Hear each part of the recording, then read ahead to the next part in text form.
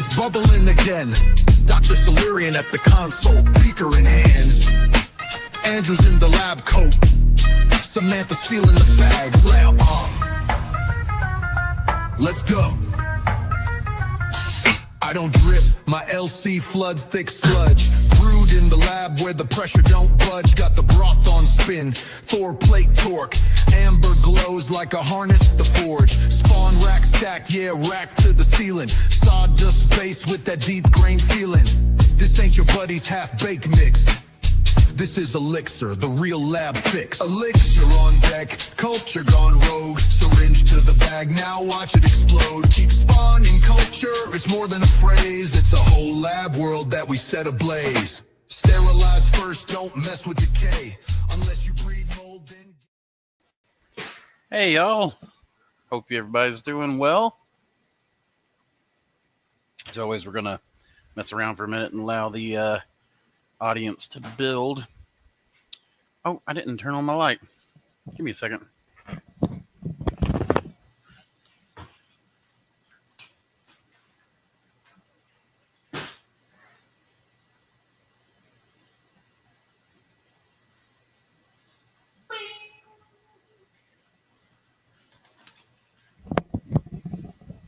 Oh, well, now you can't see it at all, can you? Now it's just a bright white blast. Huh? Yeah. Ooh. Now it's my halo. Blur.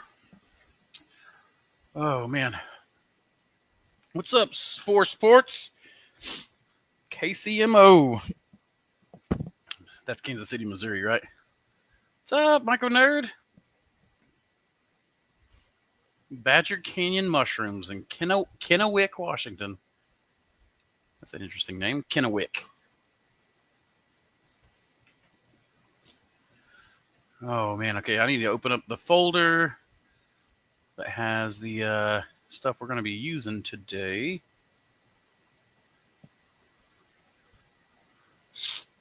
If I can get it to work.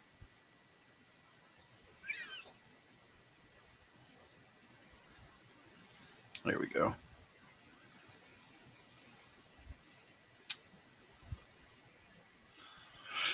I've been doing well, Chris. I've been doing very well. Thank you for asking. Let's try to shove some food down my gullet right before I got down to the seconds, but I got that hot dog finished.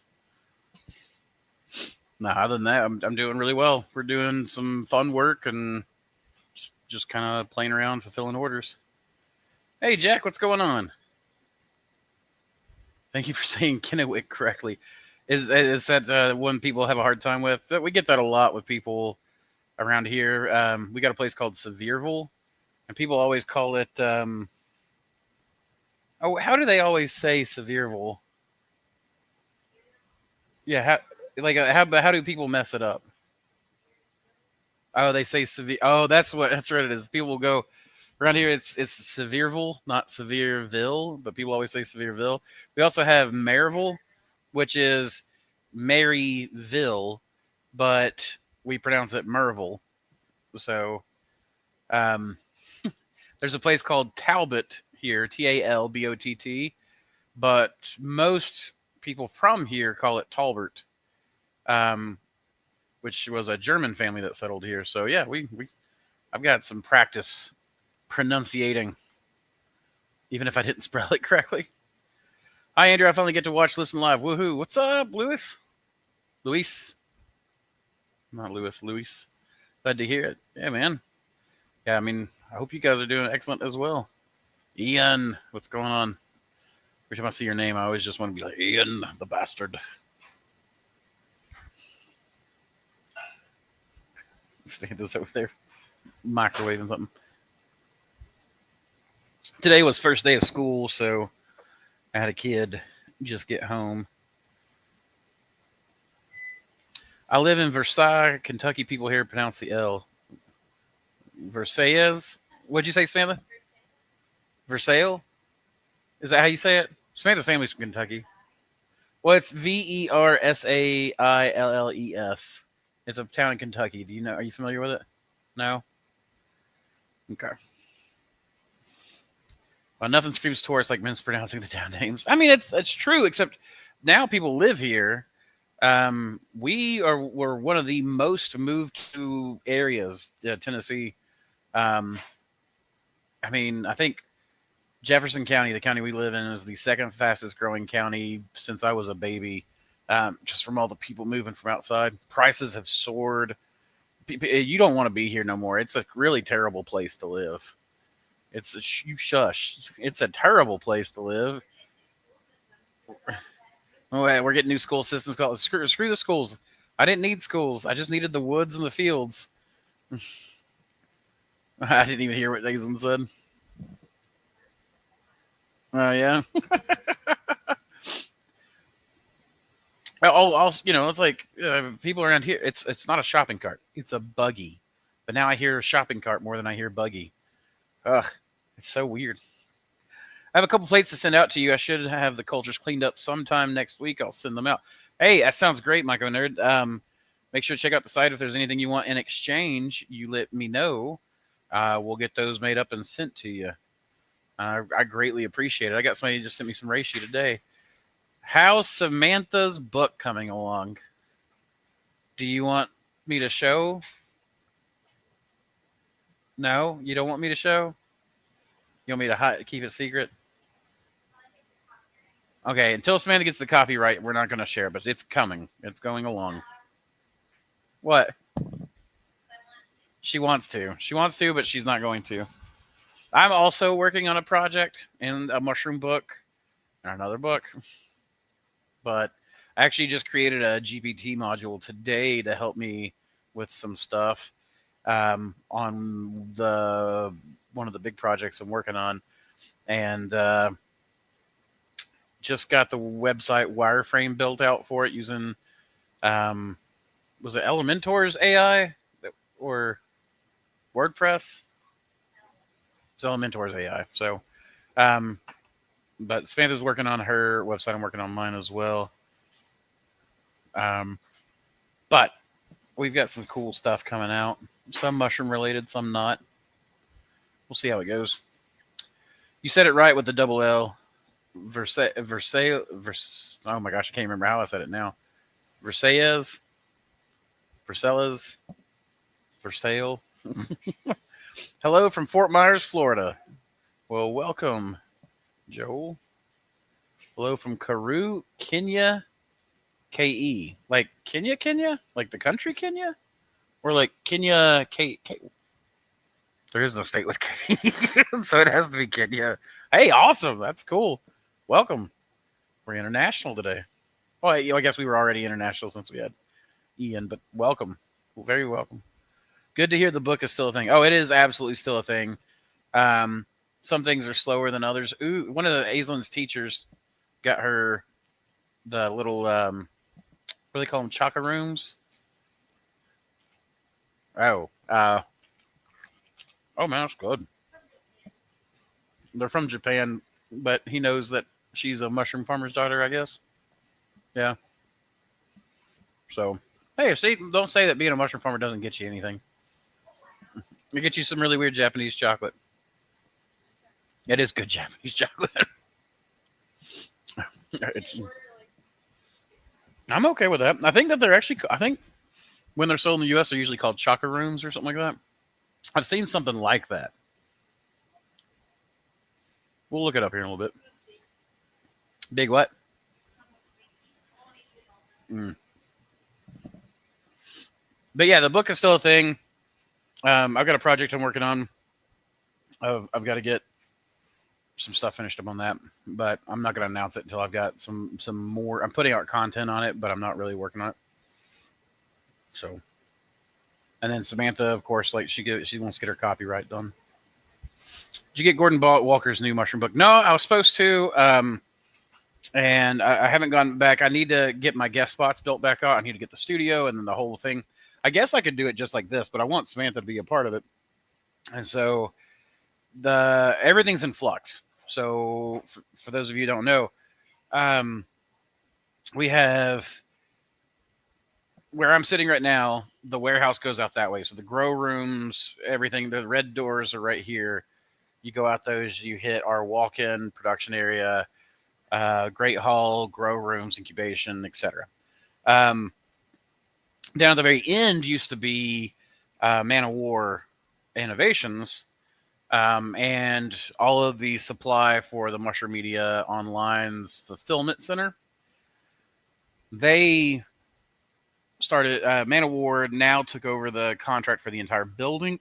They have a tiny little suite on the end where we have a small metal fabrication shop at the very end that's not related to us in any way. And then we now have a concrete construction company that's at the very end that takes a small slice and subleases from Man of War.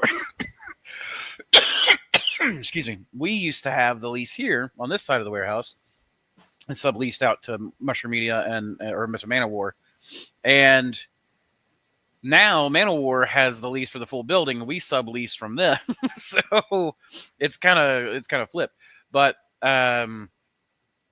basically, it's put a lot of things into flux because we've got different parts of the business that are being built out. We're looking at a couple of different things, from ready to fruit mushroom blocks to a larger spawn up to maybe a couple of different projects, again, like we were talking about. I've got some things that I'm working on that that are interest-driven projects. And then, of course, Man of War's got that whole side now, which is super cool. We should do a tour of that sometime, and I should have a video up for it.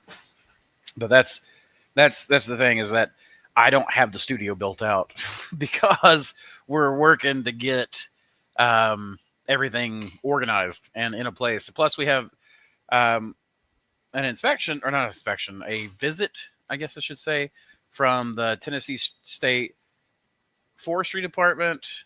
Apparently, something to do with the Federal Forestry Service, the UT's Department of Ag, coming in for a bunch of different things. So we're gonna mostly with Hurricane Helene remediation work. So we're also just trying to clean and make sure that we look professional as much as possible. As much as you can make me look professional. I do professional grade work, but I'm an outlier. I know. Place near me called Kogaho, pronounced Kokno. Never mind. I was trying. Go figure. Threw some syringe tips in the LC. Really helped break the mic, especially if I take too long to get to it. Man, Michael Nerd, what will really break that up is a Man of War stir plate. Those things are crazy. I've got some cool LC experiments going as well. Oh, no. And everything's frozen. My whole computer's frozen. That's super fun. Hooray.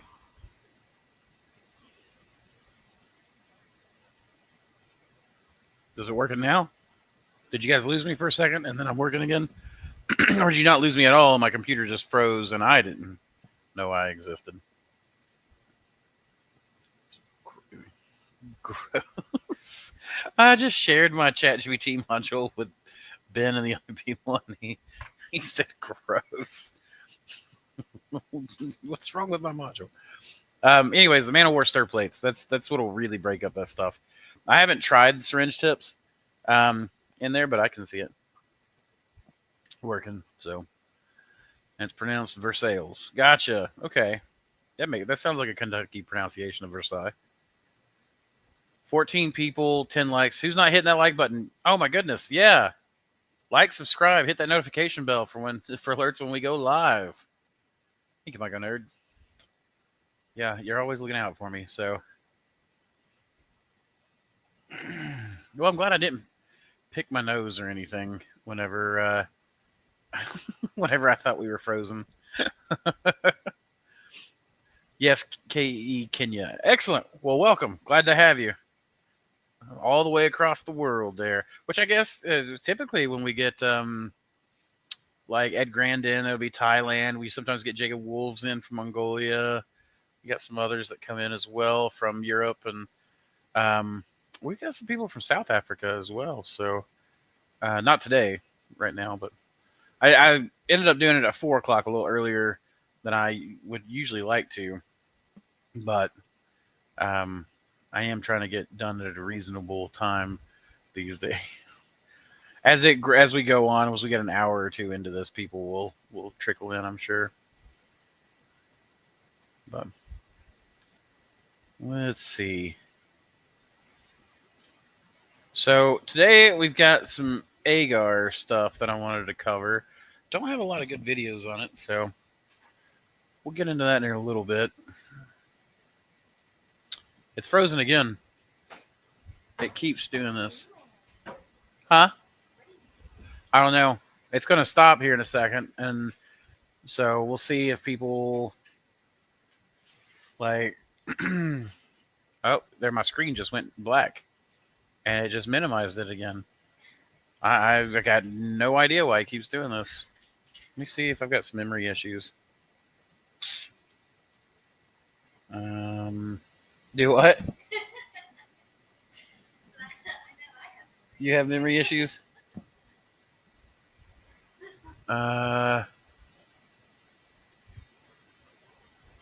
Is it my...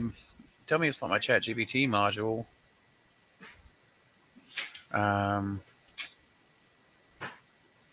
See what I'll exit out. That. Exit out the drive. Not that.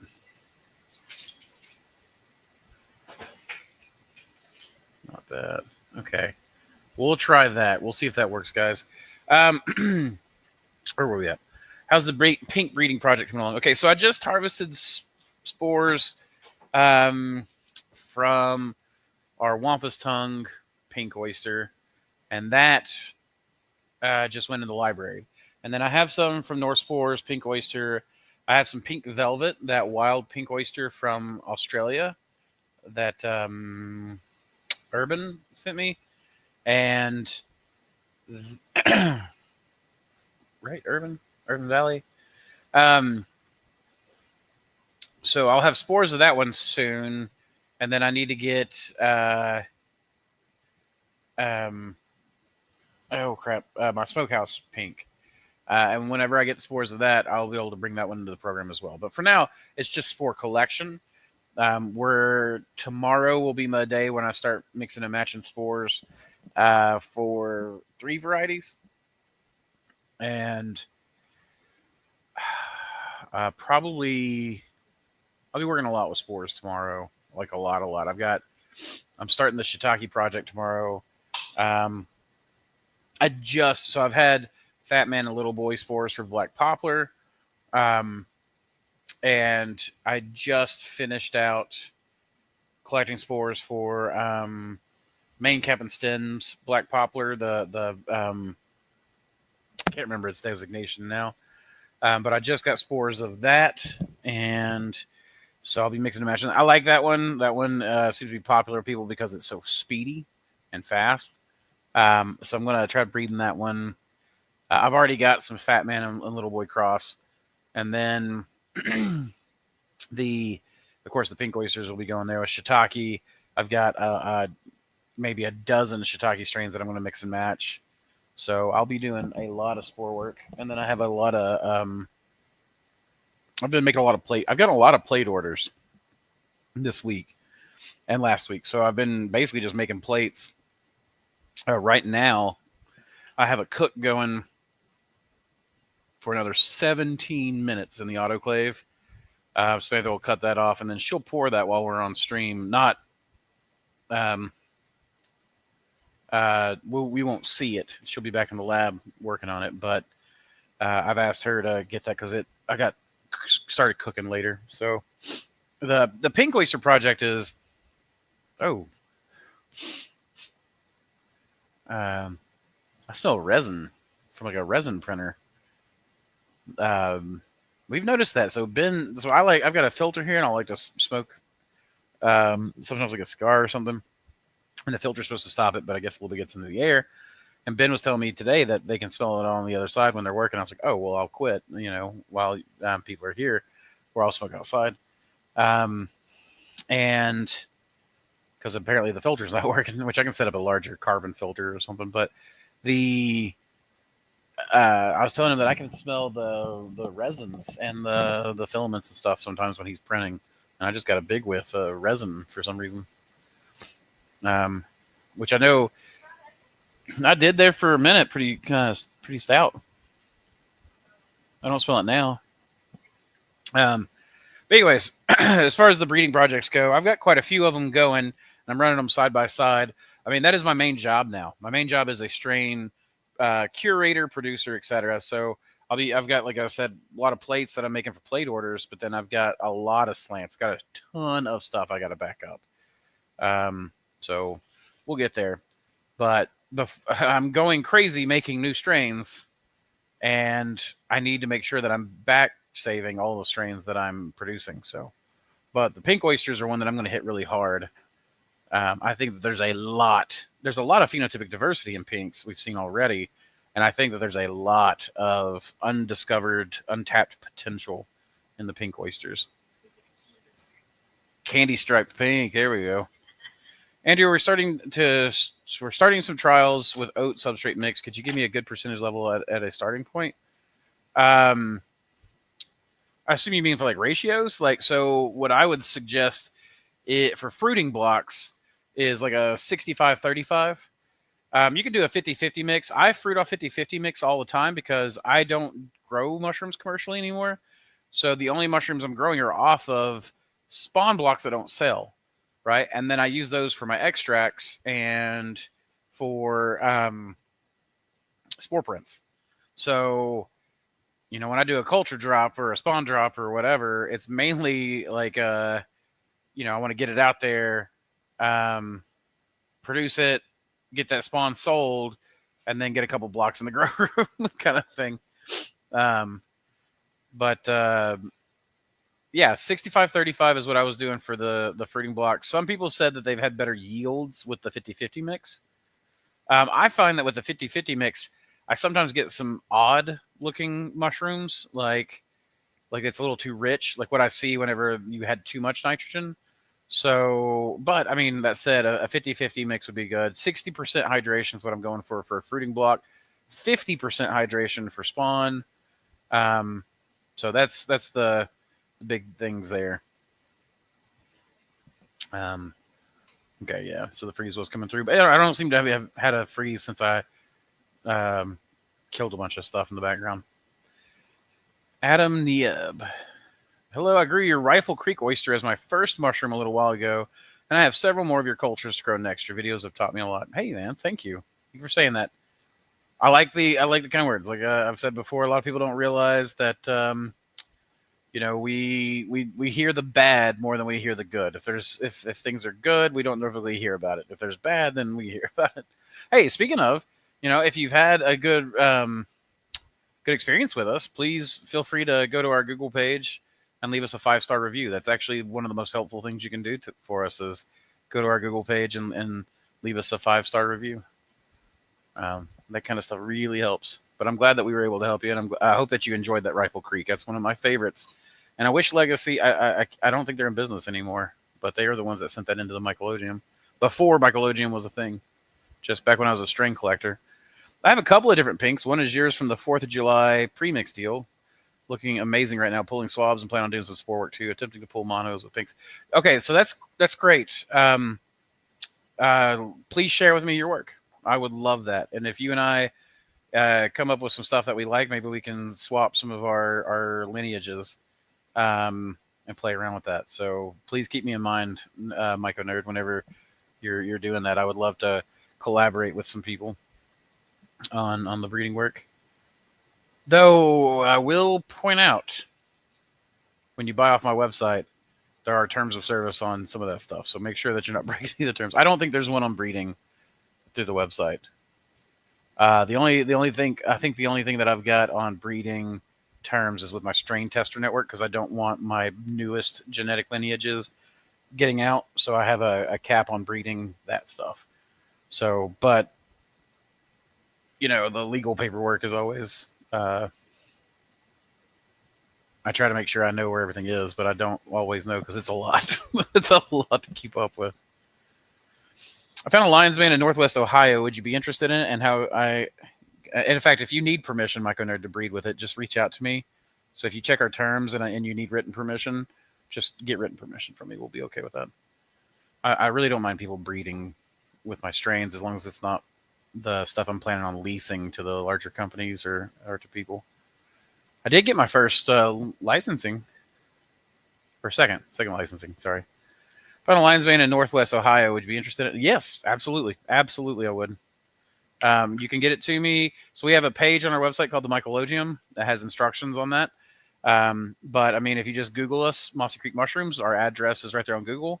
If you send us a plate or a culture and it's clean, and you've already done all the work to clean it up or whatever, you can go on our website, pick a strain. I'm happy to trade strain for strain. I'm always happy to trade strain for anything wild, unique, bred, that kind of thing. So life is beautiful. I 100% agree. My garden is going insane, and that's part of the new project we're working on. I want to share it, but I'm just, well, the new project, but it's kind of like what you're talking about, where I don't want to share it before it's ready. I don't sell anything I only eat for myself. Oh, it's all good, man. It's absolutely good. And again, like like I said, please keep me in mind for trading strain for strains kind of stuff. I'd love to work with some more pink varieties. Howdy, Marshall. What's up, man? Glad to have you on today. Hello from South Africa to everybody. Well, hello, Spawn to be Wild. There's someone from Kenya in here that got me thinking. I was like, oh, I know we normally have people from South Africa in here as well. Interestingly enough, so my 3 largest audience groups are the United States, of course, Canada, and Mexico. But weirdly enough, I think my 4th largest audience group is South Africa. I have no idea why my 4th largest audience is South Africa.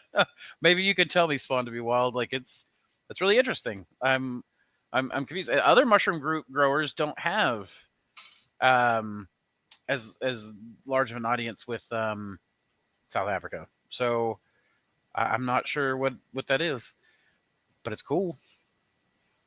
Let's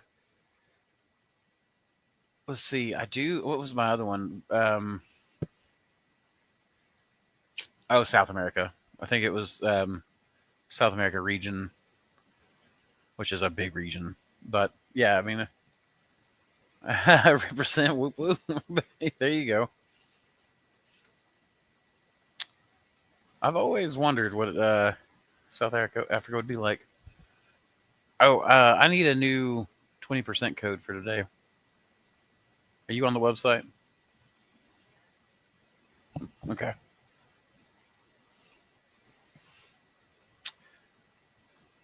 At least 2 from the UK, Old Faithful here. I see you. Who's the second that's on from the UK? Let's see. Let me go back. Kentucky. Yeah, I don't. Or do you mean like you've got 2 people there sitting with you, like a person sitting with you? Oh, to travel the world, to go see the UK and Africa and the Caribbean, and oh my gosh, I want to go to Chile and Argentina so bad. I can barely stand it. Always wanted to go there. In fact, drinking my mate, yerba mate right now. Oh, that's freaking X alerts. I should have silenced my phone. Say hello, Andrew. Dom. Okay, I'm going to try. Hello, Andrew. Dom Barquisimeto.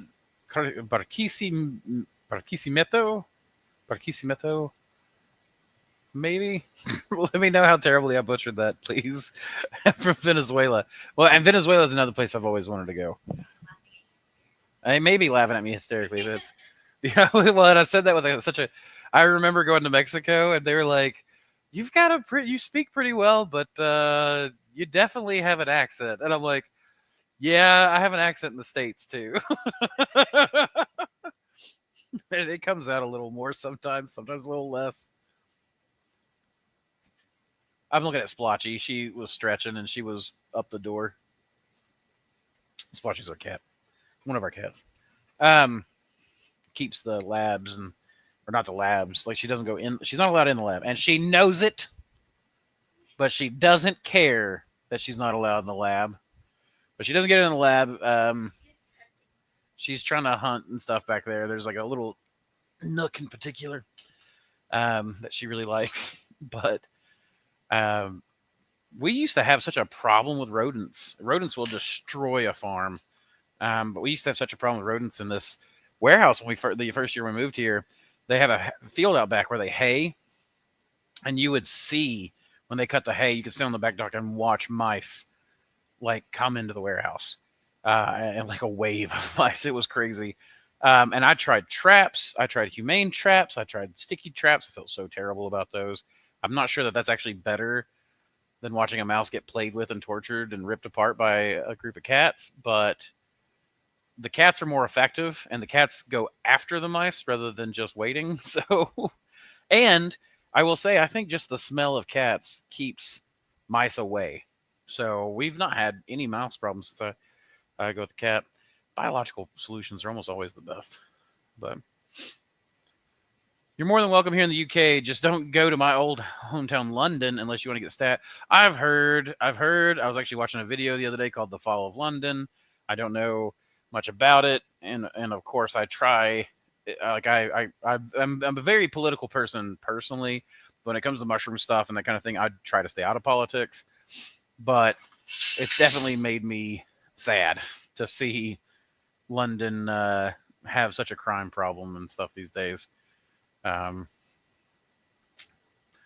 kind of seeing it like in the Northeast and out west in certain places, mainly big cities, but like around here, we don't really see hardly any of it.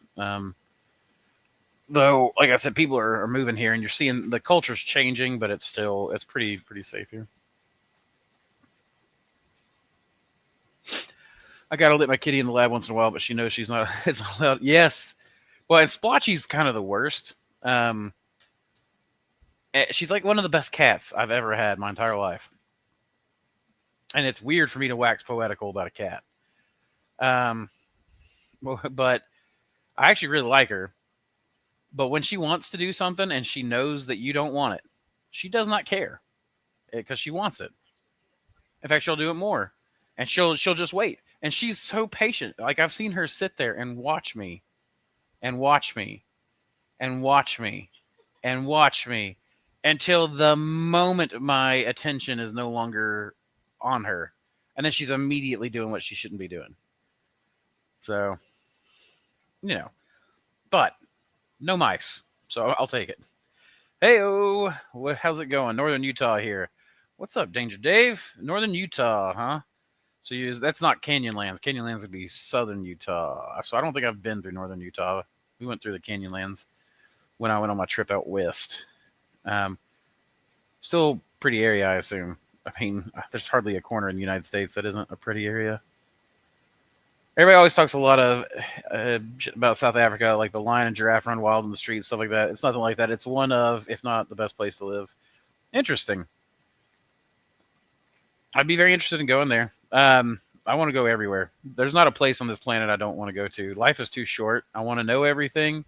There's a line from a book. If you're into sci-fi, I highly recommend Werner Vinge's A Deepness in the Sky.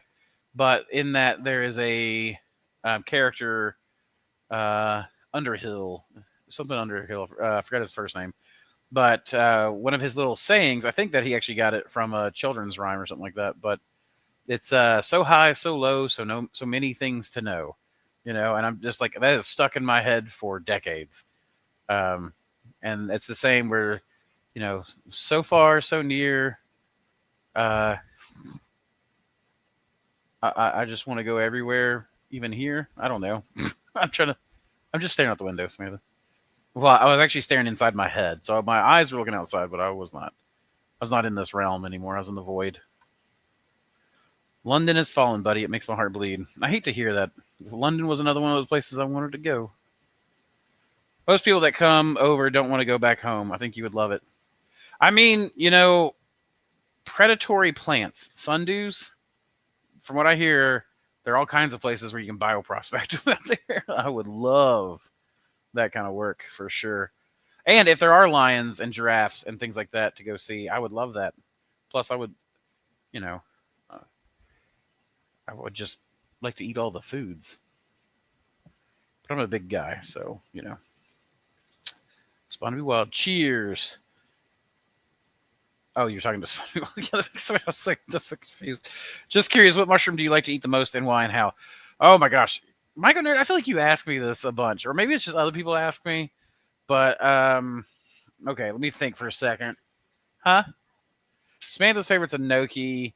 Mine shifts. Mine shifts a lot. And part of it's probably my ADHD, where I get like obsessed with a mushroom and then I fall off and I get obsessed with another one. First of all, let me just say that my favorite way to eat mushrooms is processed. I prefer them dried and powdered and added to other things. I do like some things like oysters, can be fried up and really tasty.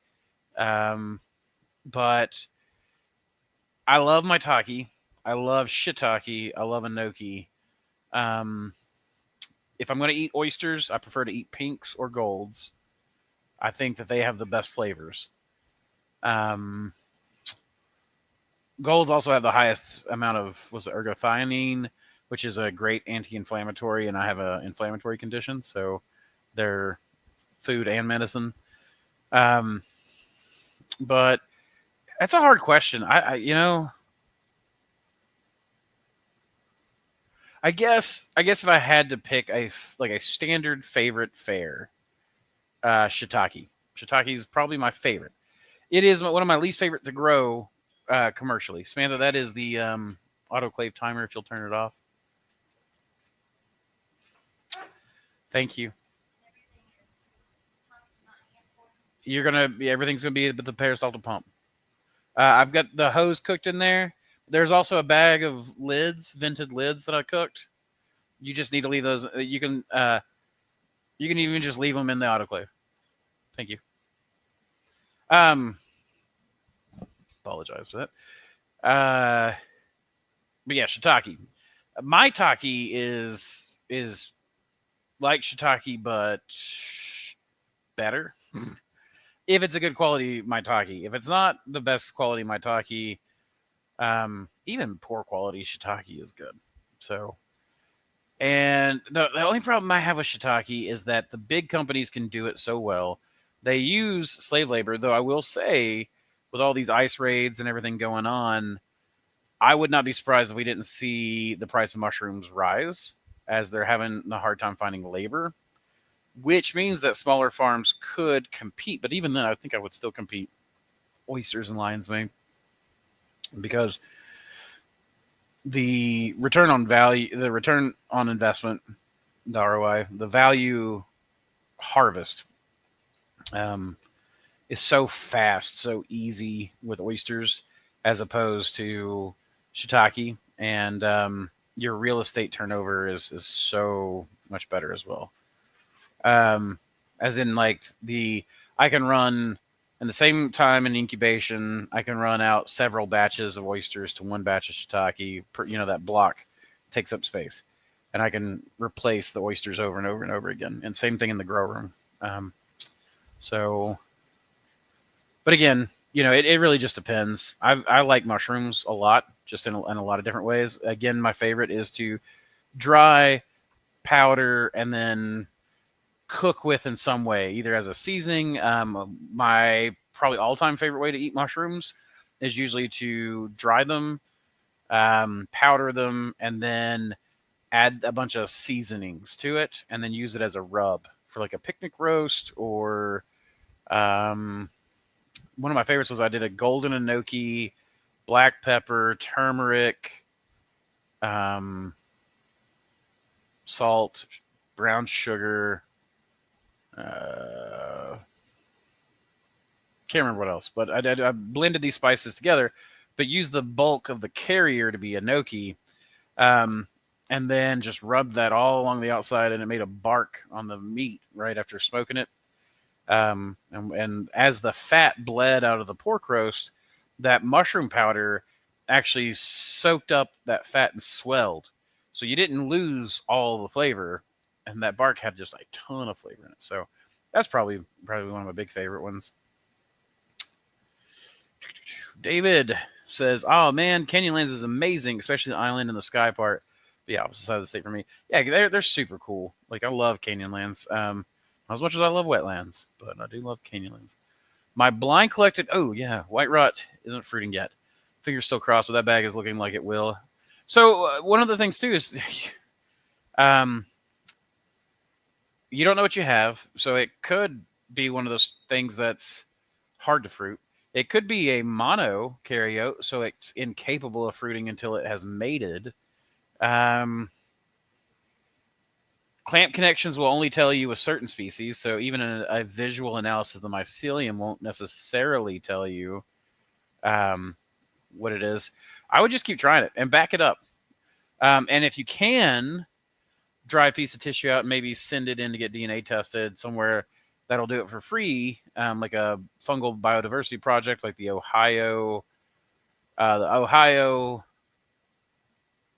Fungal Biodiversity DNA Lab. Maybe I'm wrong on all that. You search those words, you'll find it.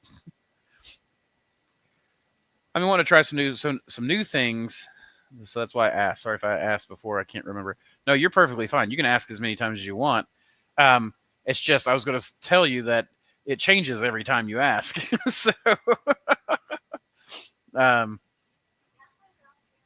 sorry. We don't know what Pathfinder is. We suspect that Pathfinder is actually Pleurotus aspeni, but we don't know for sure. So you can just say Pleurotus species is what I would put. Are you doing a certificate? So if it's phytosanitary, I think Pleurotus species would be fine. Cheers to you, Martial Artist 2012. Arshel with I read that Arsehole. It didn't have an M on it, so it is Arshel Artist. So I was like Arsehole. Do shiitake grow well on oat substrate? Yeah, absolutely. In fact, my best liquid culture to bulk has been with 3790, 100 cc's, or no, 100 cc's, yeah, per 12-pound block. And those grew in really well. And they took a lot longer to grow in, but fruited at about the same 12-week mark as what they normally would. But yeah, they grew in great. Okay, so last time I tried this, it froze on me. So let's see if I can try it again without it freezing. So anyone who's ordered international, I'm so sorry. There are so many hoops. Samantha just said that anyone who's ordered international, she apologizes that she is behind, but they have added so many hoops just in the past few weeks to get these orders out. There's so much more paperwork involved. In fact, we're probably going to have to raise the price on international shipping. Oh no. Did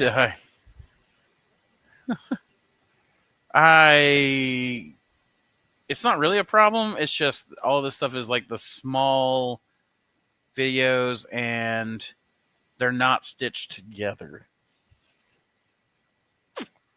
So I'm not even sure which ones are which yet.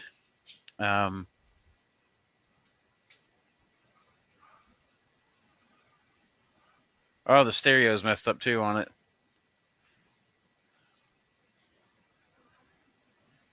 Okay, so we can do this one. Share screen. Share screen.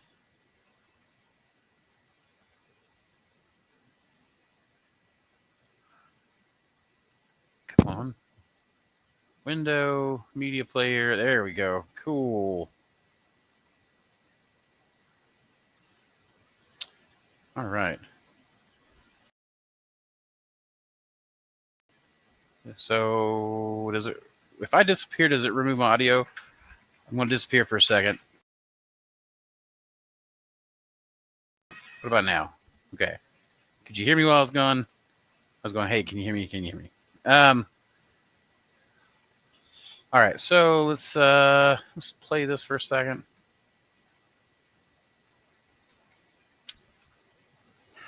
It's annoying. It's annoying that you can't just play the thing without having to do these stupid steps.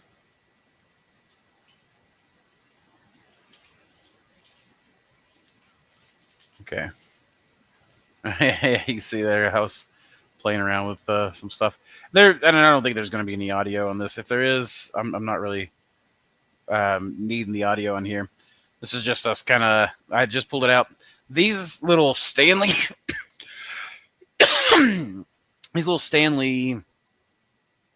What is that called? It's a silicone. It's an oven mitt. These little Stanley oven mitts. It's just like a little rag, basically, but on one side is just grippy silicone, and the other side has got those finger indentions. And if you're hand pouring, it is amazing. It's easily alcohol sanitized.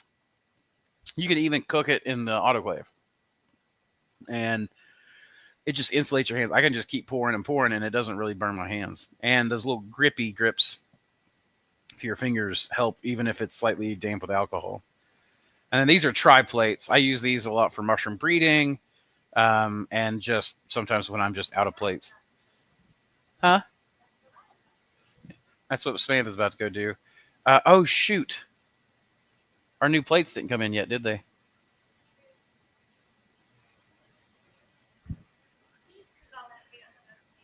Well, if we cooked it and we don't have enough plates, you can just let them re-solidify. There you guys go. There's something that you can learn here. If your agar is sealed, you can just let it re-solidify and you can just melt it down later. That said, you should have plenty of tri-plates. But yeah, I think the 60 mils come in Monday. Tri-plates are okay. You just pour plates. I need plates. I need bad. I need so many plates right now. The mycologium has got me covered up. And I've barely hunted this year. Yeah, it's been fun, even if I never get to fruit. It looks like Ohio Mushroom DNA Lab. OMDL. There we go. Yeah, Ohio Mushroom DNA Lab. Couldn't remember. I thought they had like a diversity thing and all that kind of stuff in there. Hey, speaking of agar basics, I recently got some proper petri dishes. They are glass. Nice. I have some glass ones. I never use them. Huh? Samantha really hates them.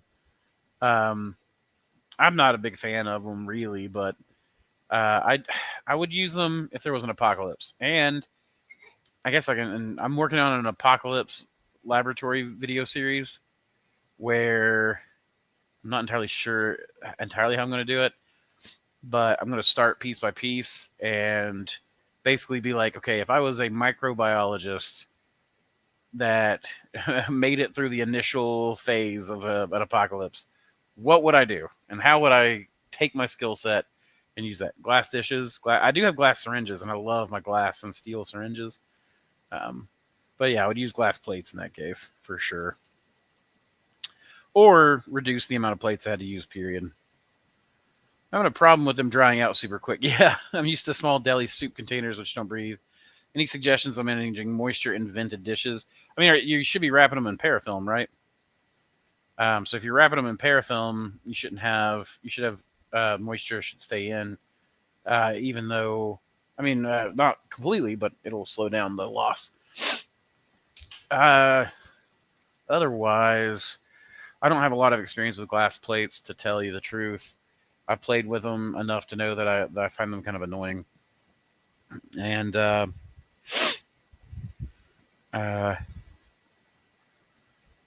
depending on what I was trying to grow out, I think I would work with other containers before I ever worked with glass dishes if I could help it. A lot of people use sticky mats, I guess. I know a lot of people store their glass plates upside down.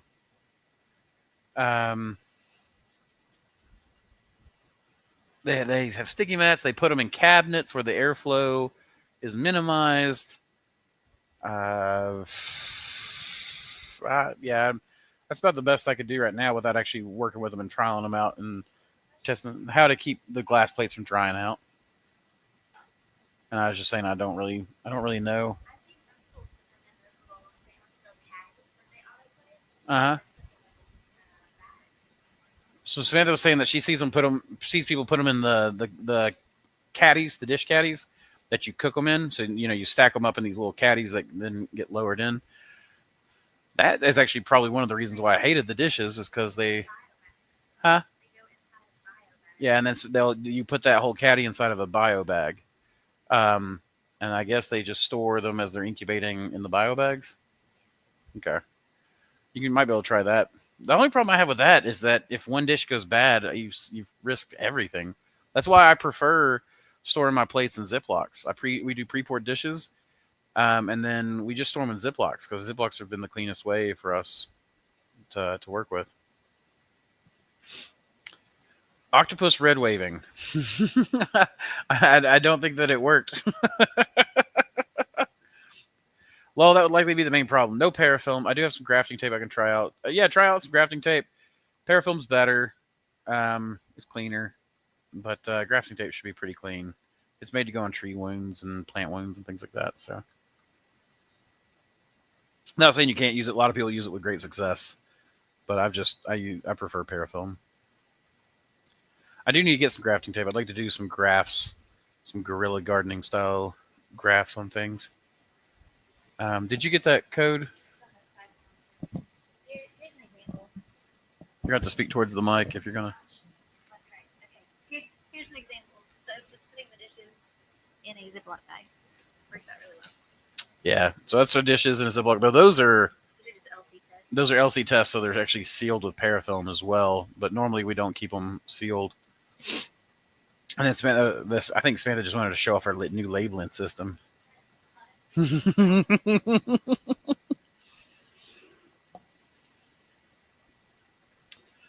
Okay.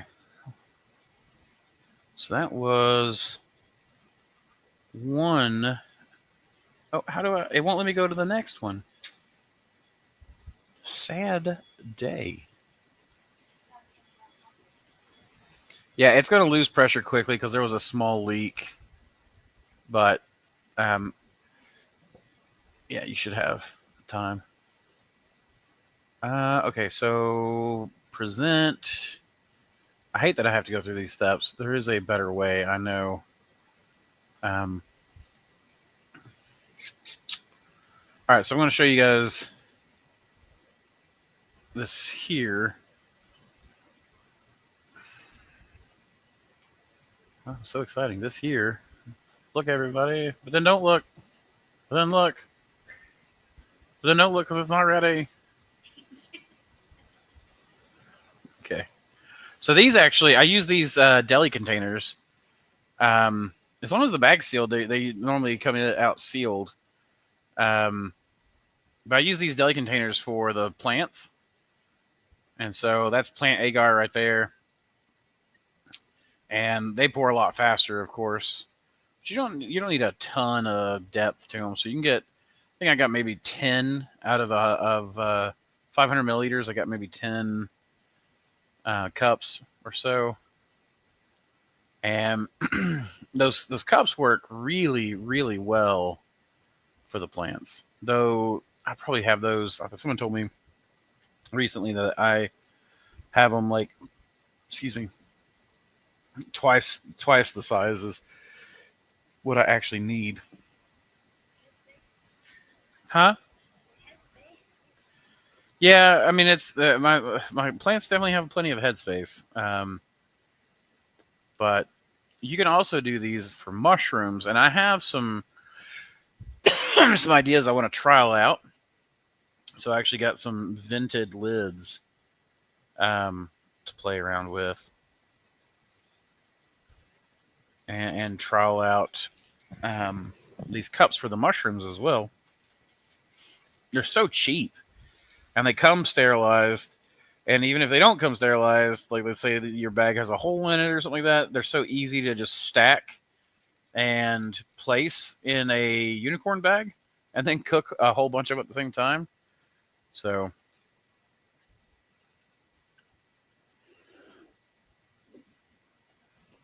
oh, need more water in my mate. So I'm having a hard time. Apparently, I've had some technical difficulties getting my videos downloaded here, so I'm just going to have to explain some things, and you guys can ask questions all you want. And we don't have to talk about just about Agar, but the all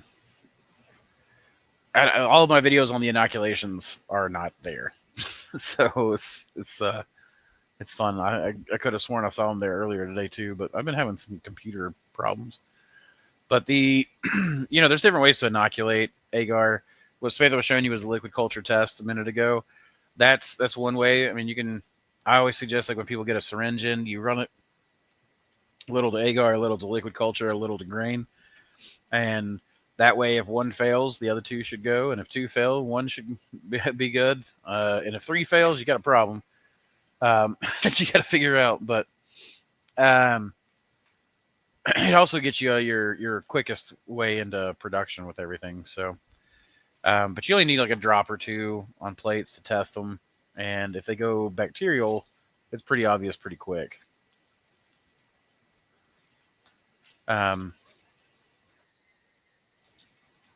Let's see.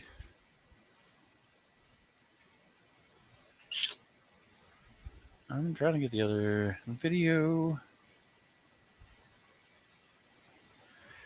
So you can do a liquid culture inoculation. Of course, you can do agar to agar, and there's a bunch of ways to do that. Scalpel is what most people are familiar with, and you've got biopsy tools. I'm sure people have seen if you've been watching my Instagram or even the YouTube shorts, I've been showing the bullnose biopsy, which is just upstream of the needle biopsy. And those are probably my favorite ways to work for most of the time. They end up the needle biopsy and the bullnose. You don't really have to use a torch with, as long as your plates are clean. And that is the thing, is you have to make sure that your stuff's clean when you're working with those. Let's see. Got another pour video here.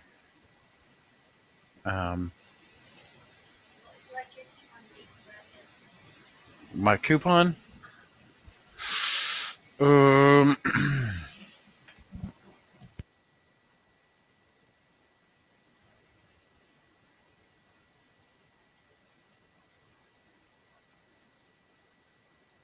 Yeah, all caps. So let's see. It's done. Thank you. So we have a code that's going to be done.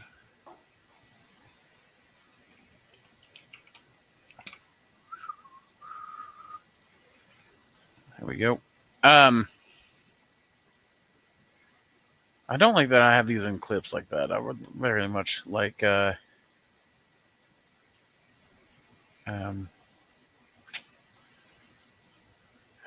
much like to have them stitched together. Next time I'll make sure that they're all stitched. So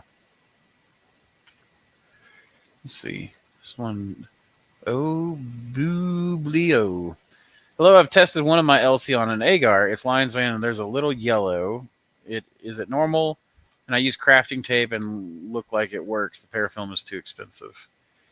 Well, I mean, parafilm is expensive up front, but it lasts a lot longer. So it's actually a lot cheaper overall than pretty much any other type of tape. It stretches. So 100 yards of parafilm is actually a lot more than like 100 yards of tape. The tape doesn't stretch. So it's per plate, it's going to be a lot cheaper to go with parafilm. Now, it's a little bit more skill heavy, so it's whatever. And most tapes are usually fairly sterile, so you should be okay. I use electrical tape for a very long time in the very first few years of my career. Now, that said, you say there's a little bit of lines, man, there's a little yellow. I've got no idea what that means. Like the mycelium's yellow, or there's yellow metabolite on it, like liquid. The plate is yellow. There's a greasy yellow spot. near the mycelium, but the mycelium is separate from the yellow. You know, I don't really know what that means. If you can describe it a little bit more, you can always email me a photo too at mossycreekmushrooms@gmail.com. And I will do my best for you. I don't guarantee any work I do over photo. Let's see. Ooh, somebody just sent me a reishi from Atlanta. Super cool. And he just sent me the photos about an hour ago. Excellent. I love it. I love when we're getting all the new strains in, all these new reishis and all kinds of stuff. It's been fantastic.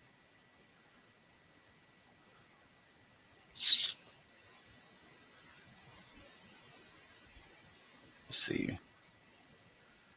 I apologize, guys. There's a lot of technical problems here. I'm going to hit a quick sponsorship real quick. I'll be back. I'm going to try to work on this while I'm gone. So what's my longest sponsorship? Hey folks, welcome to another sponsorship for the MushRune Cast. We're always talking about dialing in your grow setup, and when it comes to humidity, there's one name we trust, House of Hydro.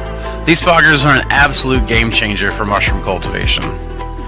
House of Hydro's ultrasonic humidifiers put out an incredibly fine, cool mist. So fine, in fact, that mycelium can actually uptake it straight from the air. That means better hydration, better growth, happier mushrooms, and better yields. And let me tell you, these things are way easier to vent around your op than setting up full-on plumbing pressure systems. No pipes, no hassle, just perfect humidity right where you need it. And when you're working with the best, you want the best support. John at House of Hydro takes care of his customers better than anyone in the game. If you ever need help, they've got you covered. And because House of Hydro is sponsoring the MushRune Cast, we've got a deal for you. Use code Mossy at checkout, and you'll get a full set worth of free replacement discs with your order. It's up to a $50 value. Get yourself a House of Hydro fogger. Your mushrooms will thank you. Keep spawning culture, y'all.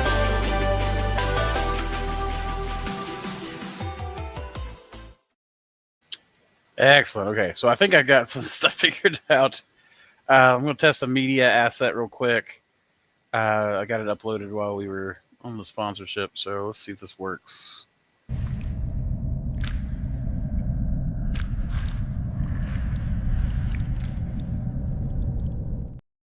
Hey, it worked. Okay. That, by the way, was Abathur from a video game. It's one of my favorite characters. So that's... It does seem like it worked. Let's see about this one.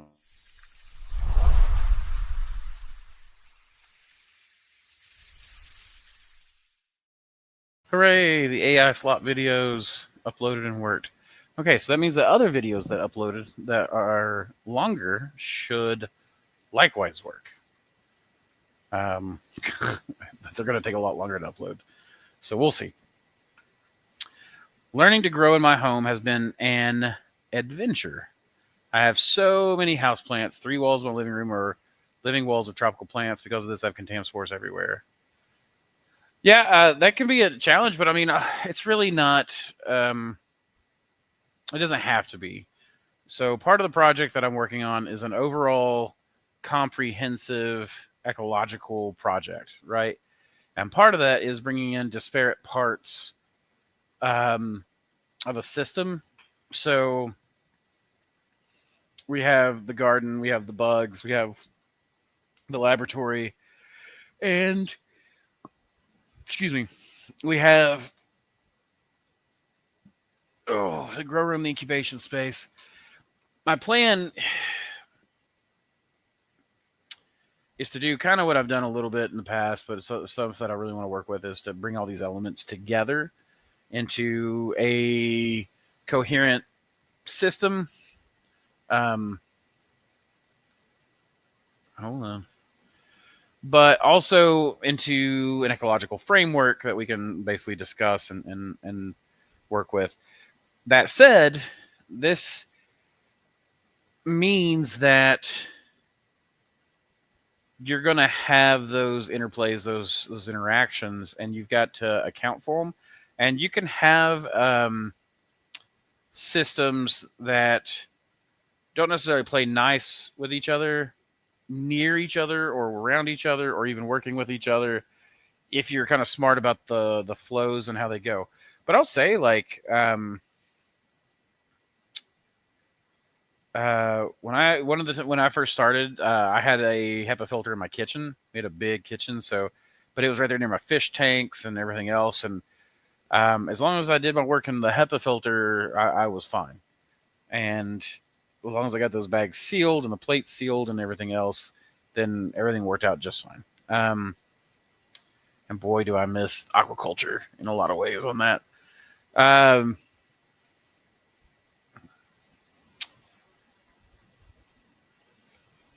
The guy who mentored me somewhat, I was already growing mushrooms. So I was growing mushrooms. He took me under his wing, a guy named Hugh Brewer, fantastic man. And he had wow, my computer's doing all kinds of weird stuff right now. I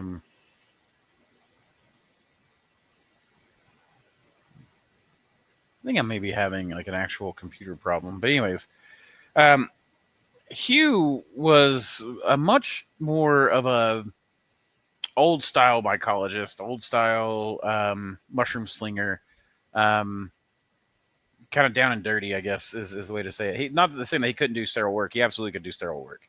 What amazed me was how he was able to do clean work in dirty environments. He and his wife had to adopt their grandchildren because his daughter died. So he adopted their grandchildren, so they had to move to a house. They moved to a house, and when he adopted the kids, of course, he was like, oh, this room that was a lab now needs to be a bedroom. So he put his lab on the back porch out in the middle of the Smokies. They were just way up there in the mountains, back porch, and he'd go out there. He had plastic over it, and then he would go turn it on, lift the plastic, and just work. And still had clean work. Still grew mushrooms. So it's possible. It's absolutely possible.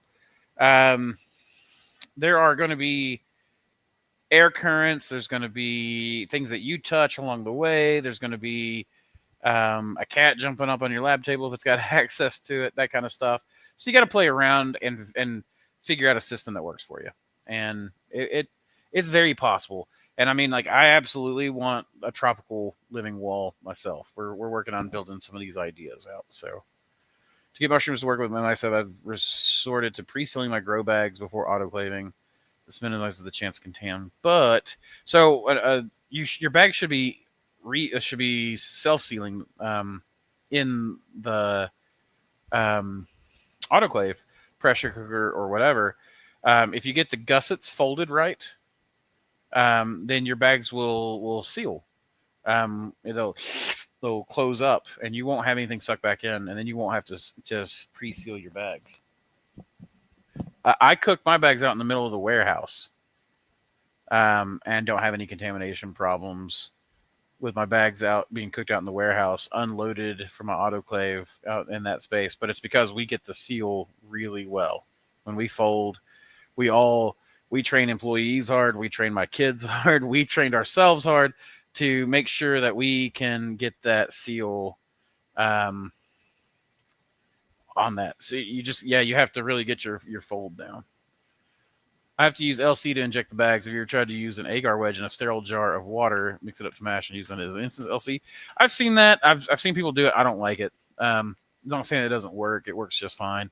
You can make slurries, but I prefer that the LC is it's got a lot more mycelium in it. B, it grows much more quickly, and C, it's usually more. It's running. Like, a lot of times, you got to get plates just right. And I inoculate with plates all day long. Don't get me wrong. I don't have a problem. Like, if I'm going to inoculate with a plate, I would rather just dump it in the bag. But most of my work is about finding systems that do the work for me.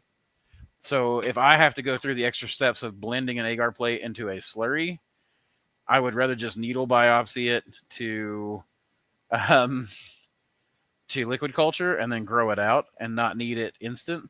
And if I need it instant, I can just chop it up and grow that out. So to me, it's about the human element. How can I remove the human element as much as possible? I knew it. I saw little black things moving around, and it's ants trying to get into my water bottle. Did anybody succeed? I'm gonna have to put a lid on it. I wonder why we're after the water and not the mate. That sucks because I love ants. I don't want to be mean to the ants.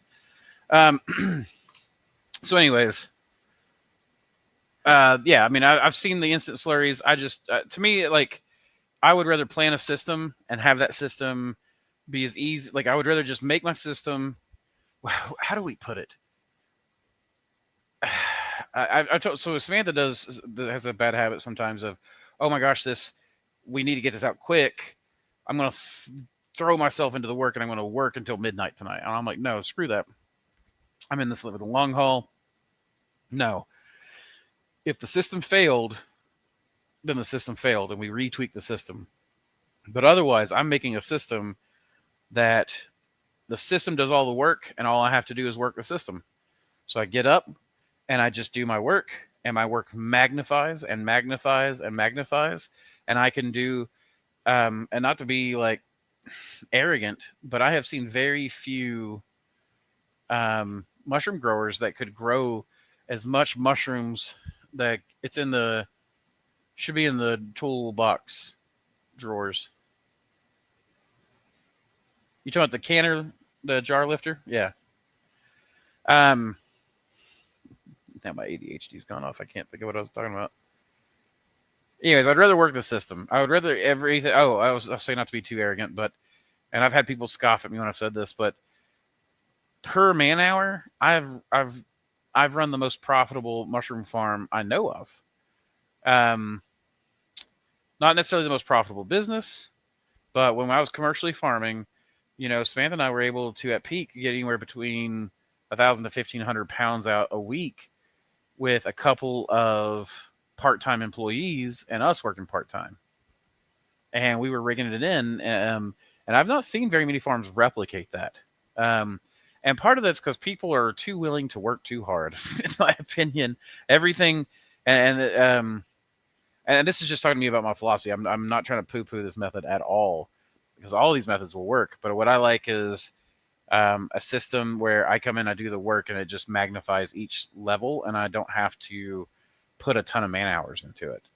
I like simple, effective techniques that if I have the plate and I have the jar, so we always keep LC jars in stock. It's just one thing we always do. When they get low, we just cook them and put them in stock. We've got them sitting there. They're ready to inoculate. When I have a plate of something like that I want to inoculate, I grow it out. It's clean. It's at the peak of growth. I needle biopsy that. I can needle biopsy 10, 15 jars in a few minutes. And then I'll have 10, 15 bioreactors going. So I don't have to make bioreactors every day. I can make them in waves. When we pull a bioreactor, we try not to hand pull it. We try to pull it with the pump so that we can pull the whole jar at once. With the agar dishes, we've cooked a whole lot. Samantha's putting the dishes out, and she's going to use the pump to pump all those dishes. Samantha will be able to do, the other night she did like 200 dishes in like 30 minutes. So we prefer to work in steps and then have the steps produce a surplus with as little work as possible, as few man hours. You freezing? So again, it's not that I don't like that method, not because it's a bad method, but because I don't like to do work that is unnecessary. So, hey, Ihor, question. Hi, Andrew. Have you noticed how agar supplements can influence the rhizome to develop a pre-adapted enzymatic system? Have you been Not watching my Instagram. Yes, absolutely. I have noticed at this. This is why I created the Spore Kindler formula and the Dr. Solarian's Elixir and Mycelial Mastery. So the Spore Kindler is our Agar formula, and the Elixir is our liquid culture formula. I've got a test going right now of Dr. Solarian's V3, version 3. So version 2 has been fantastic. It's been a step above the rest. But, oh my gosh, this V3, it has a combination of vitamins, minerals. The whole point of designing this was to activate secondary metabolite systems, enzymatic pathways, primarily for spalting, extracts. I figured the psilocybin guys would appreciate it since, these alkaloid productions are secondary metabolites, usually like defense metabolites. So you got to stress stuff out a little bit. But for the liquid culture premix, I have a block premix I'm working on, a liquid culture premix that's done, but I'm always tweaking. And then I have the Agar system as well. So Samantha's actually pouring one of the jars that we're doing is a small test of the Spore Kindler formula version 3. The liquid culture test that I just did, super cool. It was one of my first times using AI to analyze microscopy images.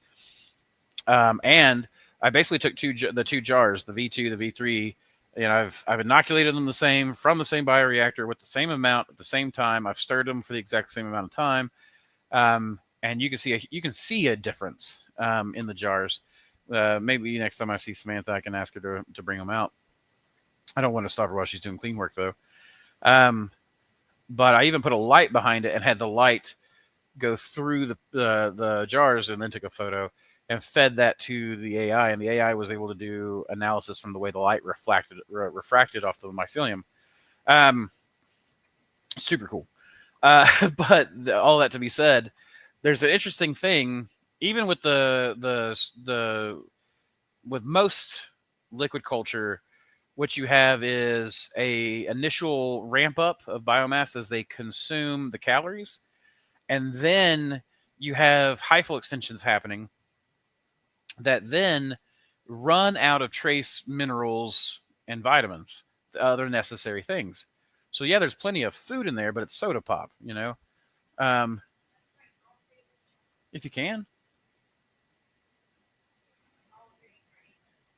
All three of those are agar. The little jar needs to be kept separate. That is a test formula. That's a Spore Kindler test. All right, hey, can you do me a favor real quick? I think they're on the steel table. There's BS26, two jars of BS26, one that's the V2 and one that's V3. Could you bring those to me without stirring them up? We'll see. But yeah, I've absolutely. So we've not only had. So I read the fungi edition, third edition, and in that they talk about the enzymatic pathways. And then of course there's a bunch of studies out. So we get into it, and I start thinking about this, and so I start adding. What we have is, like I said, that initial ramp up of biomass. They have the hyphal extensionings happen as they're like, oh, let's proliferate, and then they run out of something, and it's called the law of the minimum. Right? Law of the minimum is, you can just set them right there. Thank you. Wow, you did an excellent job not stirring those up. Thank you, baby. I'm so turned on by you being able to do that. That's nice too.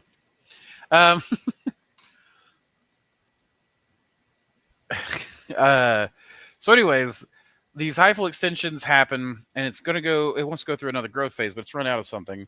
Law of the minimum is an agricultural law, now an ecological law.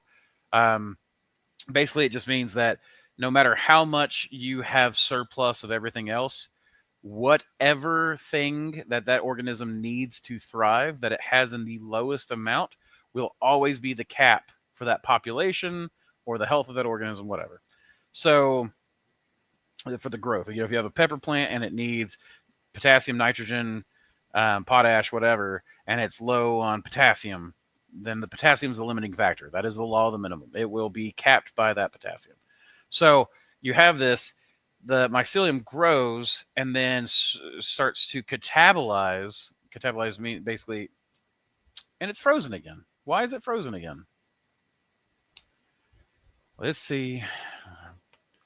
Boo doo doo doo doo doo doo.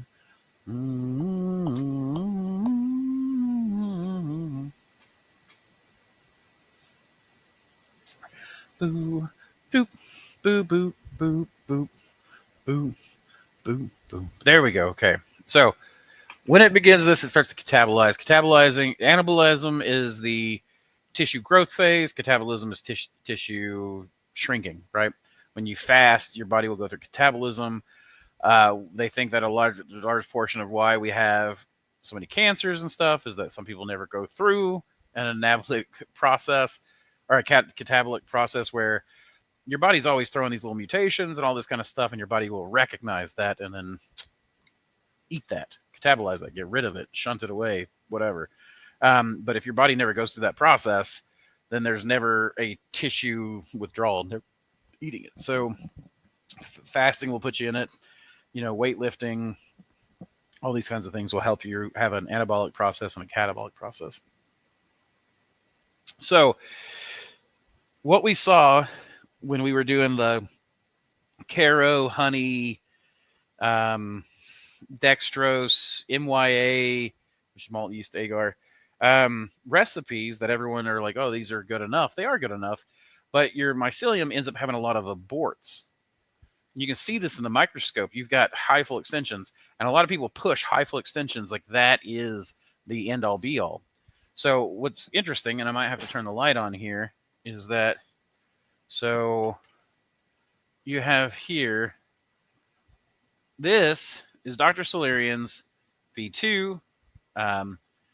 You can see, I'm trying not to stir it up, but of course it's hard to, there you go. You got that clear layer, and you've got some nice looking mycelium here. And with the light behind it, ooh. Okay, that is just not going to work. Okay, let's see if I can lower the intensity here.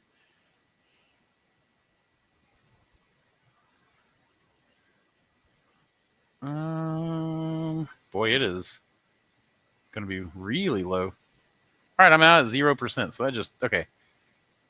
We'll just do it at a distance. So you can see that mycelium, and it looks good. This is really, really nice. This is the best recipe out there commercially available. And it's mine. It makes me proud.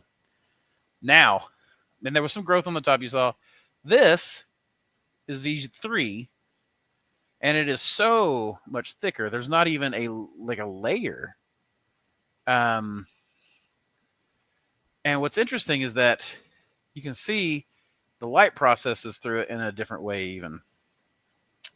When I ran that through the microscope, the V2 had those aborts. So it had more hyphal extensions, we'll say, more divisions, but then it had catabolized some of those as it ran out of some of the vitamins and minerals. This one, you like my little, that's X for, that's my experimental jar. This version, which I have got to finish testing before I can release it, and I mean, it'll just be the new Dr. Solarian's elixir. I've got to get it in that stir plate because that pellicle's starting to get a little thicker. It grows a lot faster, but this one had none of the, typically with Ecological, you get a ramp up phase of growth, a kind of a plateau, and then another small secondary fermentation. This one, it's not stopped.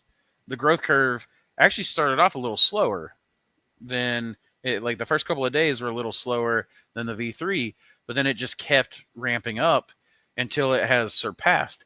And if you look at it, you have this long filamentous hair looking, like each one of these little fragments of mycelium had a deep center, and then like this little swirl on the microscope of this, like, almost look like a spiral arm galaxy kind of thing. That's in part taking care of those enzymatic pathways. And most people never get into that because the Caro is good enough. These things are good enough.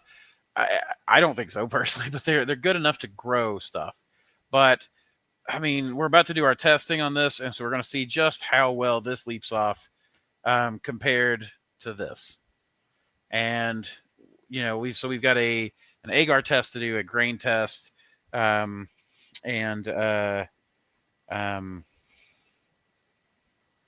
oh my gosh, I don't know. ADHD slip again. I'm probably going off the rails, so I apologize if I went too nerdy on that. I'm just really proud of this work. Like, this is something I put a ton of time in while I was sick and on oxygen and all that kind of stuff. I just read and read and read and read and read and just was like, screw this. I'm not coming out of being sick having gone backwards. So this is something that I really worked through. Have you done any hydroponic mushroom growing experiments? Been on my mind a lot lately. Just for an experiment. I have not done much. I don't know if you saw where I took spent mushroom blocks and then put them in the first plant tray of my aquaponic system, my wetland system. What's crazy is those blocks break down way faster in a water system that's flowing. 2, all the plants downstream started growing faster with those blocks rotting in the first one. 3, fish poop and all that kind of stuff collected on the mushroom blocks just fine. It's going to be great compost. It's going to be amazing. But as these blocks have broken down, I've got a garden knife, and I'll just occasionally just go in and slice the block or whatever, and then I'll just put some wetland plants in there, and they just grow right through it, and it's been crazy. I also threw a handful of worms in there. The worms are living through the blocks and going through. So I've not grown hydroponic mushrooms, but I've used mushrooms in an aquaculture system. Now those blocks, after I put them in there, fruited like crazy. They were spent blocks from the grow room, put them in that fish system. After they hit that water, after a few days, they just grew a ton of oysters all around the block. And then the block broke down very quickly. So I have a lot of, I mean, honestly, I don't know. Part of me thinks that I should specialize. I'm kind of twisted up about this right now. Part of me thinks I should specialize into this one thing, and this is what I do, and this is the mushroom thing. And you can tell from the tone of my voice, I'm not happy about that. I do not want to specialize into a hardcore specialty. That has never been why I got into mushrooms. But I'm thinking the other side of that is to go with mushrooms and go into more and more permaculture style setups. And when I say permaculture, I don't necessarily mean, I mean like an industrial permaculture system, not necessarily, though not necessarily the more, I don't know, I want to say back to lander, but I would consider myself a back to lander even with the industrial system. But so, yeah, I want to see the ways mushrooms work into other things. We'll get into that. That's the secondary project. But the point being that I don't know what the point was of that. I'm just, my bad. Oh, the hydroponic. I've got a lot of experiments I want to run. I've got a lot of things that I want to play with. That might be a second channel or something like that. And I don't know. I assume that people, if I don't want to turn Mossy Creek mushrooms into a permaculture channel or something like that, because then I might lose all the hardcore mushroom people that I've gained, right? I don't want to lose all that work that I've built. What are we at? 57,000, 56,000, something like that. Subscribers. If I do a hard pivot, is that hard pivot gonna destroy what I've built? And maybe I should just build a second channel to do the more the experiments, that it'll be more ecological garden oriented. So I don't know. You guys can let me know what you think. Would you still watch Mossy Creek Mushrooms if it wasn't strictly a mushroom channel, or are you interested in just the mushrooms? I found I was getting contam along the lip, where an open bag sucks in the air, even if I held the canner in front of the flow hood before it lost pressure. Okay.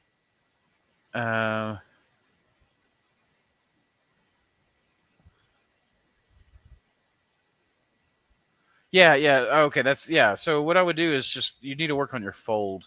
I've got some videos on stuff, that kind of thing. Yeah, I got line, man. It just took me a second. I had to translate. Um, but yeah, the self sealing will absolutely be a thing. And there are ways to do it without to minimize any contamination like that. I'm curious, does this actually work, especially if we're cultivating the same strain over multiple seasons? Does what work? Sorry, there's such a delay that I never know what when a question like open-ended questions are. Is that supposed to be associated with your pre-adapted enzymatic system kind of thing? Because yeah, that should work. Because if you're cultivating the same strain, you should still be going back to like a source code, a backup, you know, that kind of thing. Garden stores sell powdered mycos. Is it possible to expand the powder by multiplying the culture in LC? Somewhat. I've kind of done it. The I put them on plate. What I would do is put them on plate and then isolate them. But even whenever I did that, some of these things don't wake up well on Agar. You have to. What was the problem I was having with that? Some of them will grow just fine on Agar. Some of them won't. What I would probably try, excuse me, is because I've been wanting to do mycorrhizal as well with plant tissue culture especially. So one thing that you could do is a liquid culture and try that. Just inject a little bit and see what happens. The other side of this is because I don't know. You're going to get what I'm afraid of if you do that is you're just going to get one organism out competing all the others, and so you're not going to actually get the mix or the blend that they're trying to grow. You can put some on dishes, and then try to isolate each organism. The third is you can do like a bucket, like with a bubbler, and you can put a little squirt of sugar in there and dump those spores in there. Maybe put some soil, some sterile soil or water solubles from soil, that kind of thing. We'll see. That's one of the things that I want to work on, like the ecological side of things. But I don't know. Again, what?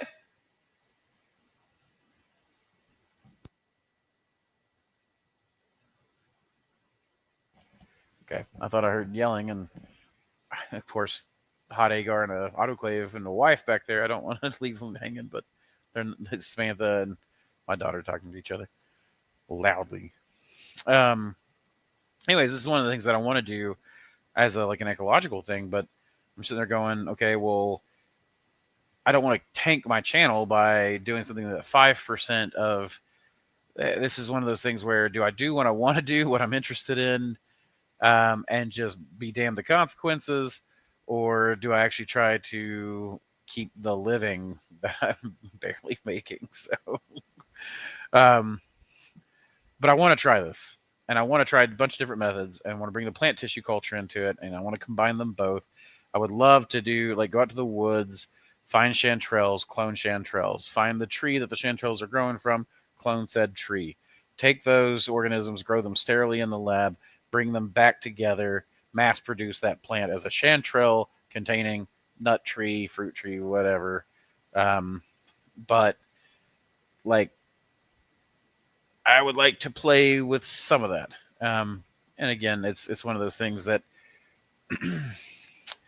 I'm definitely interested in, Hendrix. I'm just not sure how much I can play. No offense taken, it makes sense to minimize steps. I just shy away from LC due to past contams, etc. Probably need to practice LC technique. It's just all reps. It's just reps and then reconfiguring stuff and then doing reps again and the reconfiguring stuff and then again until what you'll find is that no two farms, no two mushroom guys do things exactly the same. And that's common even amongst the big leagues. In Japan, with the giant shiitake farms, the ones that are thousands of years old and the ones that are new, they all have their processes. They all have their strains that work in their systems, and then we don't know,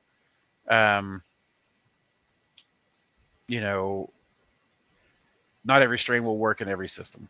Not every system will work for every grower. Not every, et cetera, et cetera. So it's definitely one of those things that you guys got to play at. However, you're capable of learning it all. A lot of times it's just reps, it's just like weightlifting, right? If LC is an arm of the business, then you got to build that arm. You got to work it. The first time I lifted weights, I was terrible at it. I almost hurt myself. My muscles were weak. I was sore. I was blah blah blah. But after I've done it 1,000 times, it feels good to go out there and work out. Last night I did a weightlifting session, and it felt amazing. I didn't want to stop, but I knew I had to, or I was going to hurt myself.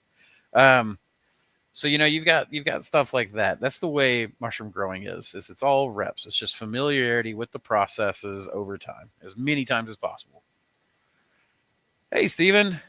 Hey, Andrew. Good to see you. A bit late to the party, but glad to be here. Missed these Thursdays. Hey, man, I'm glad to be back. I am really glad to be back. And thank you. I'm glad to have you.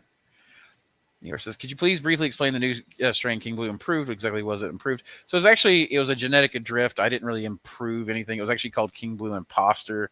And we called it King Blue Improved because it's very like King Blue. It's a slightly different color, slightly different texture. I think it's denser.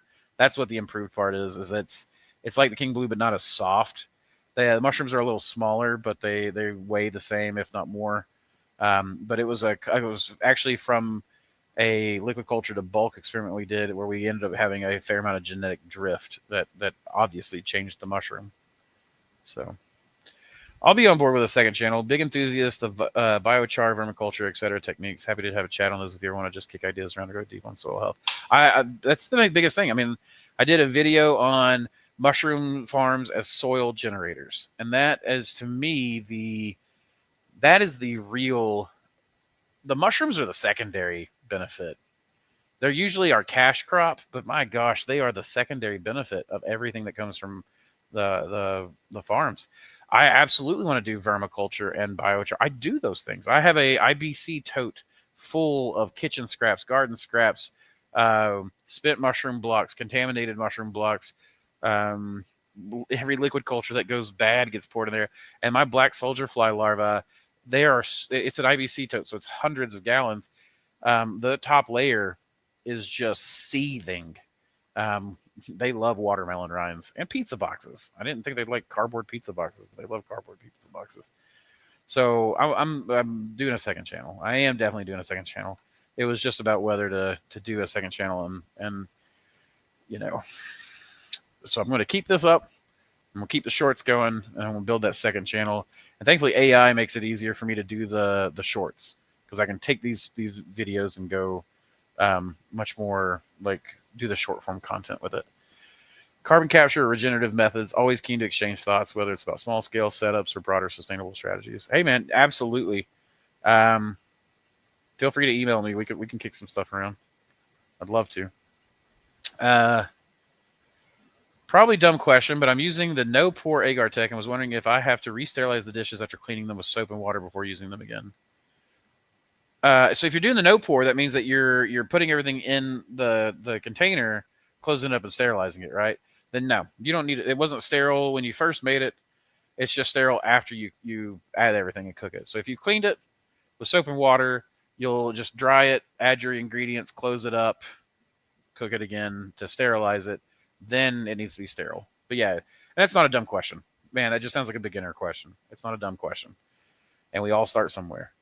So all skill levels are welcome here. If you're more knowledgeable than me, I would love for you to be here. If you are less knowledgeable than me, I would love for you to be here. I am what I would call like a journeyman at this point. I've been doing this for about 15, 17 years. I would consider myself in my journeyman phase. I'm almost a master. Almost a master. We've all switched to LC. It's convenient. But how long can a strain actually survive on agar in a petri dish? And is there a risk of degradation over time? Okay, so there is a risk of degradation over time. When it runs out of nutrients, though, it usually goes into a stasis. But if you go... Okay, so you're asking a simple question, but it's actually much more of a complex thing. You're really asking something complex. So agar is the same as LC in that they're both just sugar typically, unless you're doing something different. But most of the time it's just sugar with the addition of agar. So if you go mushrooms age, think of it more. Mushrooms don't age over time; they age over replications. Ish, but let's just say that as a truth for now, right? Recognizing that that might be untrue at another time, but for now, let's just say mushrooms have all kinds of protections against dying of old age. So it's replications. So mushrooms replicate linearly. You replicate, then you build another cell, then you build another cell, then you build another cell, and you sit there and you replicate like that. Each one of those, this cell is now old. This cell has aged, and this cell is younger, even though this one has existed for longer time, right? And then this one, and then this one, and this one. And as you go along, if there's a mutation right here and a mutation right here, then you get these buildup of mutations, and you get what's called genetic drift.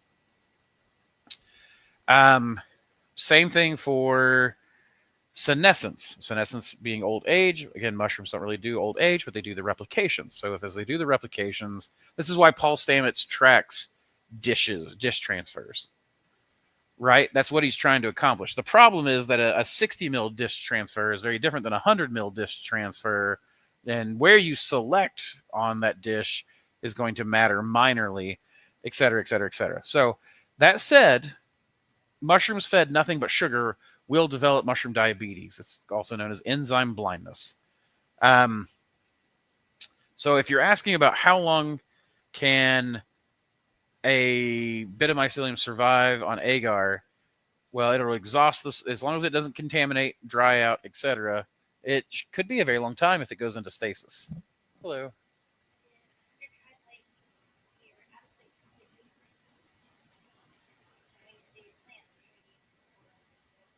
What do you have left over? The small jar? The big jar? The big jar. Really? Then just don't do the little jar. We'll have to. I'm out of plates, even out of the tub and on the shelf. You can pour the other big jar into slants. You got those big sterilized, already pre-sterilized boxes. You can just lean that up and then just pour into each one. You're going to have to increase the amount that goes in. It's going to be about 35. And then, yeah, the small jar, that's a test. Just set it to the side. When we get the new plates on Monday, we'll pour those. Thank you. Where was I?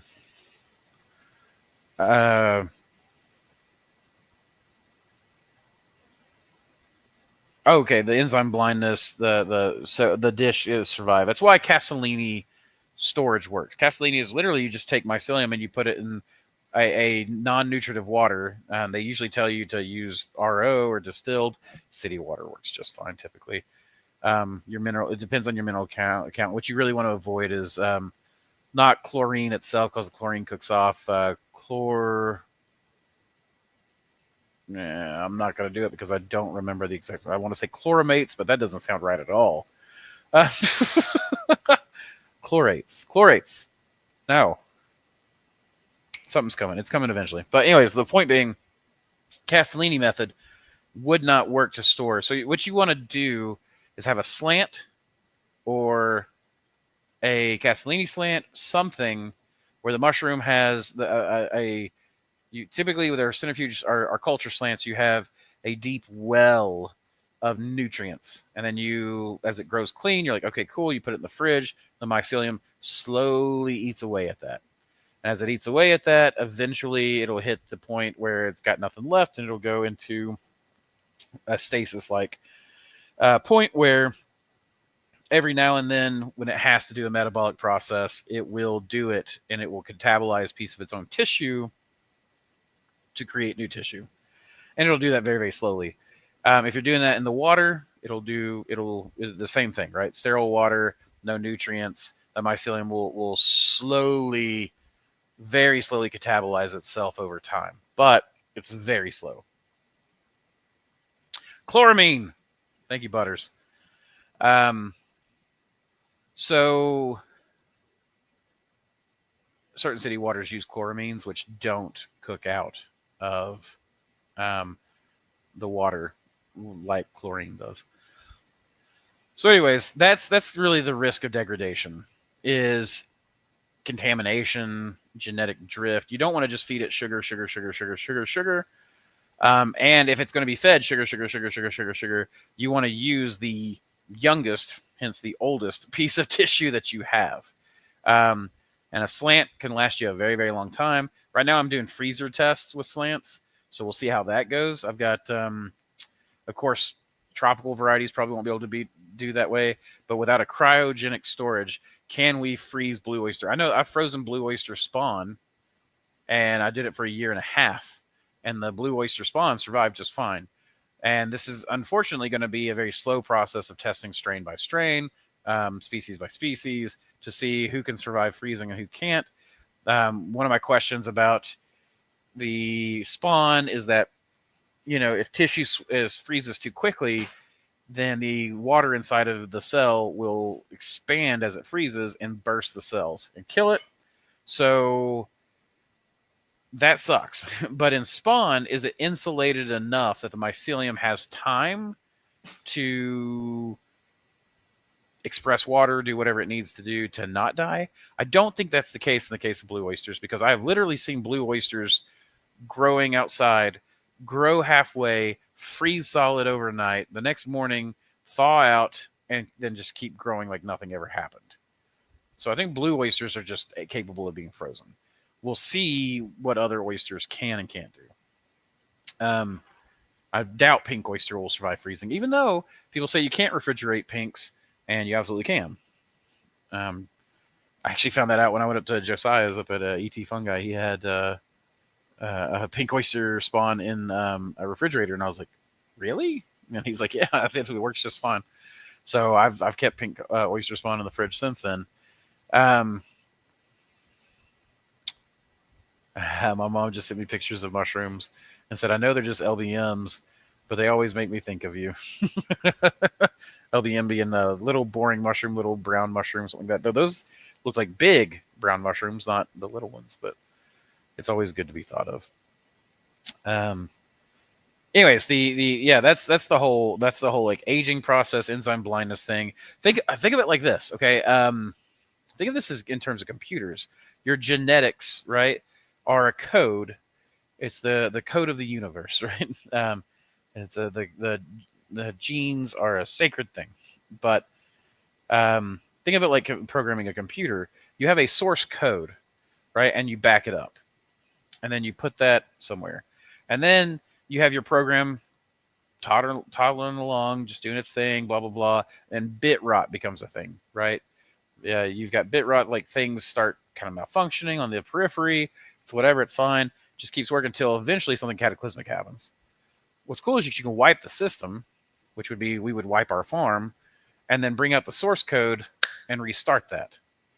And that source code has been sitting there waiting for this moment. And that source code now, you're able to take that, replicate it, and run it out.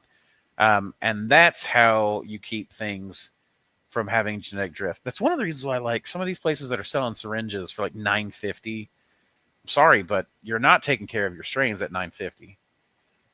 And you can tell by the way their liquid culture looks. It's ultra clear that it's a non-nutritive liquid culture. So how many of these people are actually going back to slants? How many of these people are actually going through and taking care of what they're doing? How many are actually testing something that's beyond good enough, something that's actually like ready to run, like mycelium that's ready to leap the moment your syringe hits your grain? At $9.50 a syringe, I just can't see people caring about that. I don't know. A lot of these places don't back up their strains anyways, and they just go run from sugar to sugar to sugar. If you actually look here, like on these jars, right here, that says LC to LC times 1. I track that, Ihor, specifically because I I don't like to go more than about 3,000 milliliters from a biopsy. Not because you can't go that far. If it was my own farm, I would go much further. But because I am growing syringes to sell to people for their farms, and I want them to be able to expand it. So because I want them to be able to expand it, I really track how far we allow our liquid culture to go before I go back to slant. It's usually 3,000, sometimes 4,000 milliliters, but not over that. I do have some stuff, like I have a 10-liter bioreactor that I inoculated with 10 milliliters from a LC Master, and that is for my own use for extracts and experimental purposes. So I'm not growing 10 liters out to sell it. In fact, I normally actually, when I'm selling liquid cultures, work from these jars. We have a modified lid that we cook in a pressure cooker and put on, and that allows us to attach the pump and drain the jar all at once. So, ever so humble You're very welcome, Butters. Yeah, chloramine is also an issue in water changes for aquarium fish. Chlorine off gases, but not the chloramine. Yeah. So water treatments are a good thing. What is it that I've always used? Crap.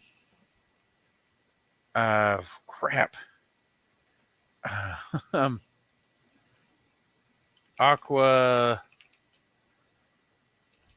Oh my goodness. Water treatment for aquaculture. It's been a while since I bought some. But not pond start cells, easy balance, none of those stuffs. Oh my gosh, there was something that I used to use a lot of. I can't remember it now. I'd have to look it up again. But let's take a word from our sponsors really quick, and then we'll do the. Actually, let's just do the code before we go to the. Today's code is Agar 20. Saves you 20% off everything on our website. So whatever you want. And it's stackable with your thank you codes. So check out our website. Type in Agar 20 on checkout. You'll save 20%. If you've got one of the 15% thank you codes, you can save yourself up to 35% on stuff. And we have liquid culture premixes, Agar premixes, cultures galore, and extracts. So all the good stuff. With that savings, I'm going to give you guys, let's do a sponsor with that savings, something that you can save money on, shall we say? Perhaps let's do this one. Introducing the future of mycology, Dr. Silurian's elixir of mycelial mastery. This isn't your average culture mix. It's a revolution in a packet, crafted for the dedicated cultivator seeking unparalleled growth. Experience the visual alchemy of this masterful brew. As you mix 10 grams with 500 milliliters of water, watch the solution transform into a rich, amber spectacle, the hallmark of a nutrient-dense sanctuary for your burgeoning mycelium. This is where vibrant color meets vibrant life, setting our elixir apart from the ordinary clear liquid cultures. Prepare to be captivated. Mix 10 grams of Dr. Silurian's elixir with 500 milliliters of water, add a stir bar for thorough integration, and sterilize the blend at 15 psi for 45 minutes. Once cooled, introduce your favorite culture into this perfectly prepared, nutrient-rich environment. Watch in awe as the elixir works its magic, unveiling a mycelial masterpiece before your eyes. Choose Dr. Silurian's elixir of mycelial mastery for a mycological adventure that's as visually enchanting as it is potent. As it is potent. Amquel? No, it was I don't think it was Amquel. No, there was another one that I used.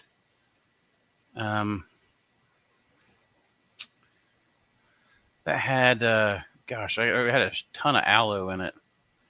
In fact, that was something that someone that taught me when I was working in the aquaculture industry was you can literally just split open aloe and throw it in the fish tank, and that helps a lot with the stress on the fish. Water treatment, aqua something. Yeah, again, I'm not going to be able to find it here. I don't think. I'll have to look at it. But it was they sell it up at the aquarium up here. And Prime is good, maybe Novaqua. I appreciate you guys trying to help me. I don't think it's any of these. It was a weird one. It was a weird one. It was one I had never heard of before. But there's a lot of good stuff out there. And the aquaculture industry has grown. That was actually one thing when I was looking at it was that, I was looking at industries to go into, and aquaculture landed in my lap. And I mean, I just really, really, really fell in love with it. Enough that I do bog gardens and tub gardens and stuff out here all the time, and which mushrooms are great for, by the way, because the mushrooms,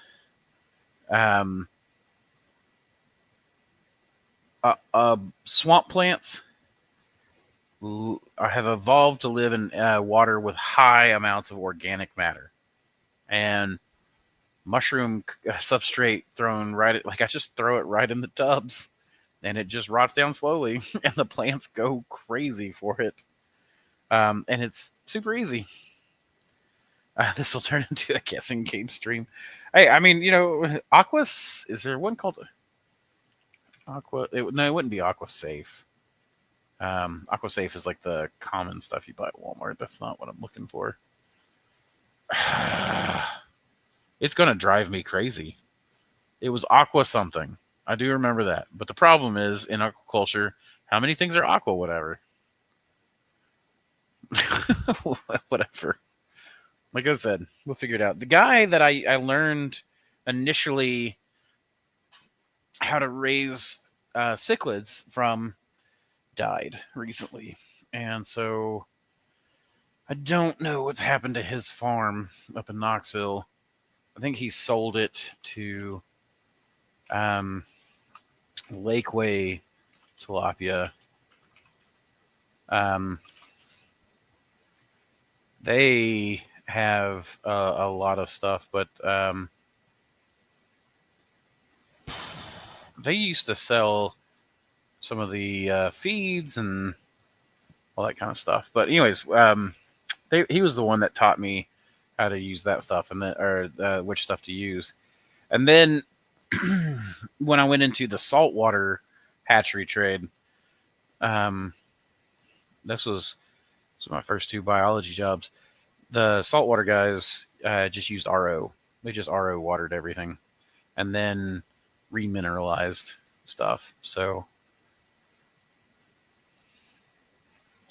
that I don't know. I don't think they treated anything else. They used reef minerals, coral, and then they just RO treated everything. Which I usually just city water everything because I don't think we use chloramines here. So does adding activated charcoal powder to agar have any negative effects on mycelium? Not to my knowledge. Not to my knowledge. I don't know if that's a dosage thing or what. I've just really started playing with activated charcoal in a culture cleanup. I'm trying to make a antibiotic culture cleanup premix, right? So something that if you are having trouble growing some mushrooms because of bacteria or mold, I want this to suppress the growth of bacteria and mold while encouraging the growth of mushrooms. And so I've got certain things that we've added, blah, blah, blah, blah, blah. but you had to be really careful to, certain things can be water soluble, some things you don't want water soluble. So I don't want any antibiotics in it. I want it all to be what it is. It's just plates that are self-selecting substrates, much like water agar, except that it's what I'm shooting for is something that has more for the mushrooms, while still providing nothing to the water or to the bacteria and the mold. But activated charcoal is the basis for that. I argued with the AI that it's only a positive effect. Oyster mycelium will grow just fine. So, I mean, I've seen that. I mean, a lot of people use charcoal in their agar to make black gar and stuff is what I've always heard it called. And it can be, the charcoal mix I made is like a void black. It is crazy. But so far I've not seen any ill effects. I don't know if that's just white rot. Interestingly enough, the charcoal will provide some carbon to the white rot fungus. White rot fungus can actually break down charcoal, though very, very, very slowly. Hence its use in the culture cleanup mix. But activated charcoal is supposed to absorb toxins and do all that kind of stuff as well. I don't know how that really works in agar, if that's actually a thing that's happening, because as far as I can tell, the charcoal would be permeated, surrounded by, encapsulated by the agar. So while the AI was telling me that it would absorb toxins, I was like, well, yeah, but not if it's sealed in agar. So I don't think that's how that works. But we'll see. The AI is not to general intelligence yet.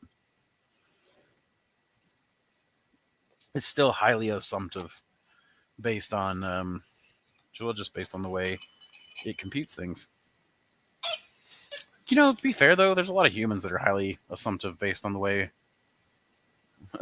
we compute things too. So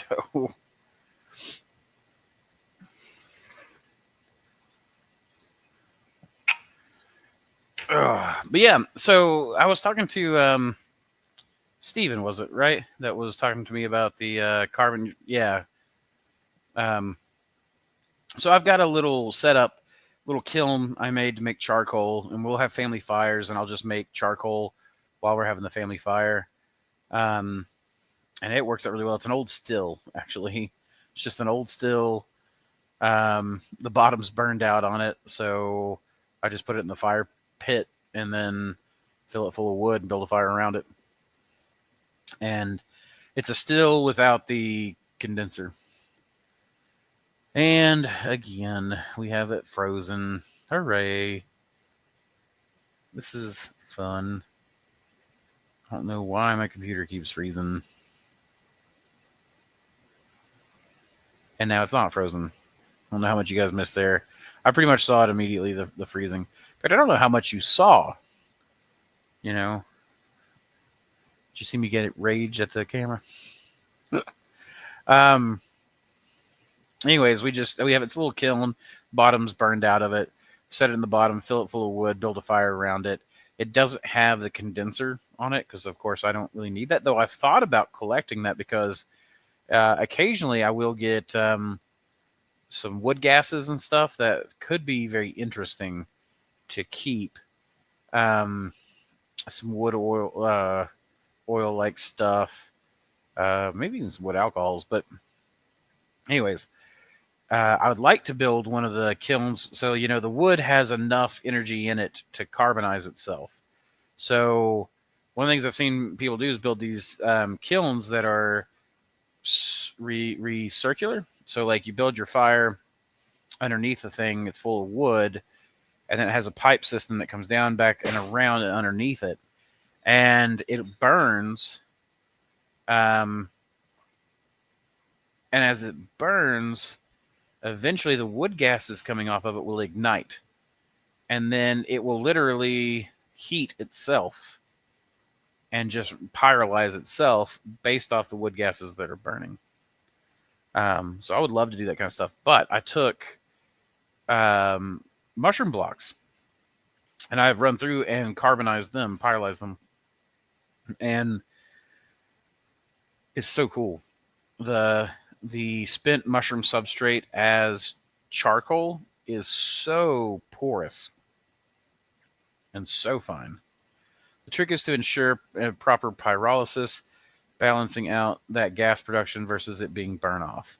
Yeah, yeah, I would say that's very true. Um, yeah, I mean, so I've made some pyrolyzed material. I've made brown charcoal, which is where you don't get it quite right. Um, it's it's I don't know. It's definitely a system to play with. Um, Indeed, that's it. Pipe is one way, chamber and chamber, with hole in bottom of internal chamber is another. Some folks are designing very smart ways of doing it. Yeah, mine's just really simple. I just use a thin wall. I think it's aluminum. No, it's a stainless steel. That's how they were able to get it rolled. It's just rolled stainless steel. And it's worked for many, many, many, many things. And it stopped working as a still long ago. So this was just a way for me to get some more use out of it. I would like a larger system for sure, to make more charcoal. But I mean, honestly, the question to me is, how much of this do I want to do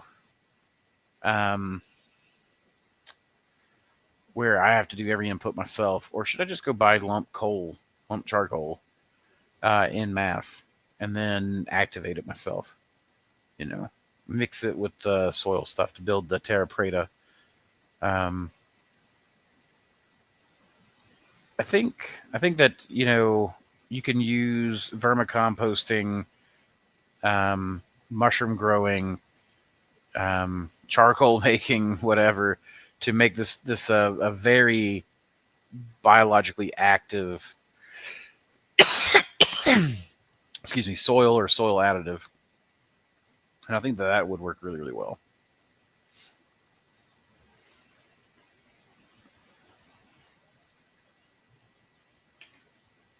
And then there'll be, you know, bug farming is a big thing also off of the mushrooms. So I think that would work as well. But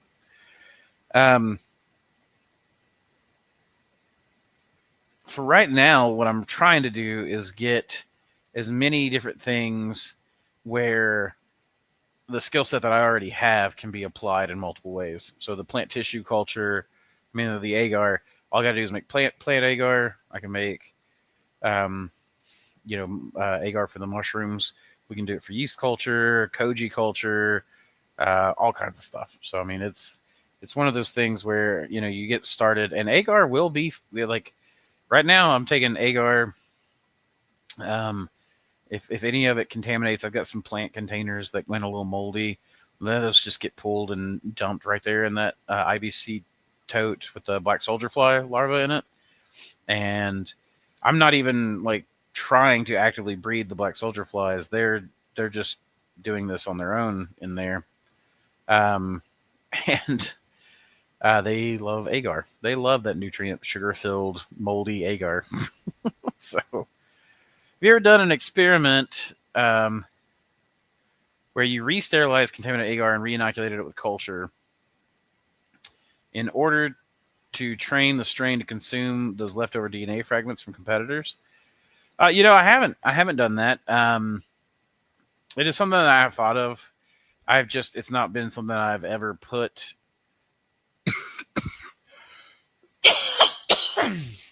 into practice. Excuse me. I seem to be developing a little bit more of a cough right now. I still get coughing fits occasionally.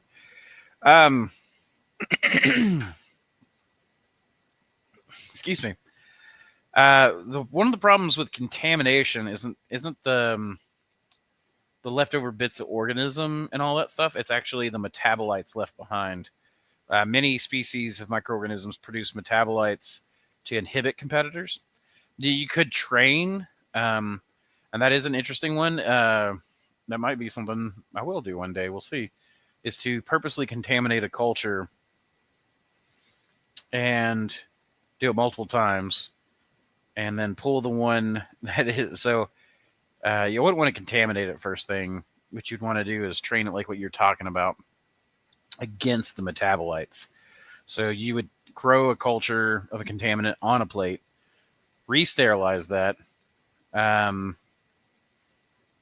grow the mushrooms on it, right?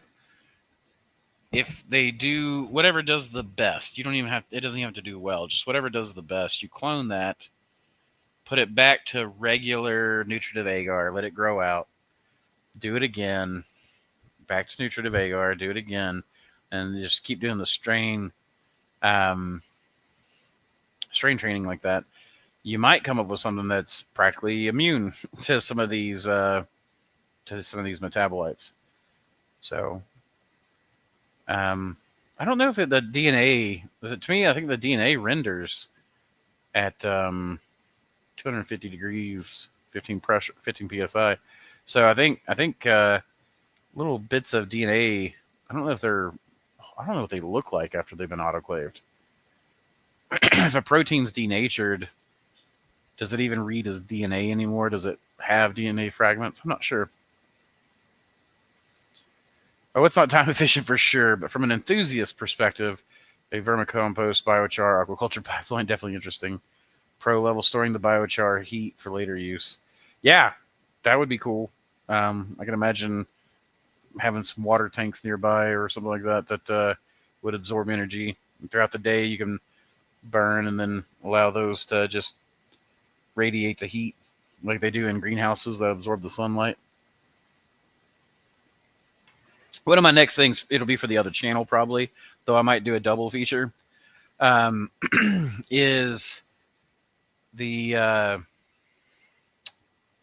and if you guys are interested, I can tell you what the second channel is, I guess. But I'm going to do a biodigester. So lignous material containing a lot of lignin does not do well in a biodigester. However, the oyster mushrooms have had tests run on them, and when they're run through a lignous substrate for 6 weeks, I don't remember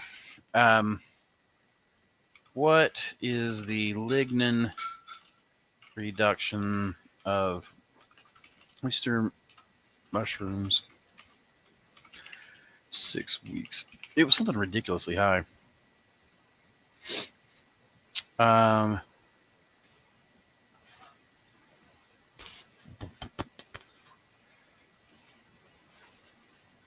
Show that while there were some fluctuations, the overall lignin and methoxyl content remained, but there was evidence of lignin modification through side chain oxidation.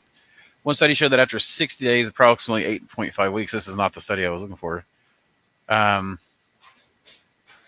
other studies have demonstrated significant lignin reduction within the 6-week time frame. One study showed that after 60 days, approximately 8.5 weeks, P. austratus achieved up to 54% lignin degradation in cotton stalk medium, primarily during the mycelial growth stage. Another study focused on cocoa pod husk noted that while the lignification was insignificant after 3 to 5 weeks for some substrates, it implies that the effect of substrate treatment and the length of fermentation period are crucial factors in lignin degradation. So that's neat. What I want to do, though, is have a biodigester, and I want to trial taking high lignous substrate, running oyster mushrooms off of them, getting a couple of, because 6 weeks, that's plenty of time to get a couple of crops, sell those, and then you run that through your biodigester. Were you need something from me? Okay. You run them through your biodigester, and then you might have free heat. In fact, what I would like to see is like an all-American autoclave run on a gas burner from a biodigester processing blocks that were already run through that sterilizer before. Ben maintains that he thinks that mushroom blocks contain enough energy to sterilize themselves, which I think is a great thing if that's the case. So I want to play with a bunch of stuff. I want to play with vermicomposting, the charcoal, and all that kind of stuff on the second channel. I don't have any videos on the second channel yet, though. I literally just built the actual channel yesterday. and then just got the profile picture, description, and that kind of stuff. I've been working on the website and all that stuff in my free time. Mushroom work comes first, since that pays the bills. But well, let's see. It's now 6:15. I think next week I'm going to try to do the live stream around 6 o'clock starting, and then run for a couple hours, so it'll go from 6 to 8. So we'll see. I'll announce the live stream tomorrow. I'm going to schedule it tomorrow. What I was hoping to do was have one ready to go, and I can put it up immediately after the end of every live stream, but I think one day will not make a difference. And it'll give me a chance to actually sit down and look at my schedule. But I have been on for 2 hours and 15 minutes, so I think that I'm going to jump off. Unless you guys have some questions you want answered, I'll probably go ahead and call it, and we'll do this again next week. So we'll give you guys a couple of minutes to see if you have any questions. But are you doing anything with Lily tonight?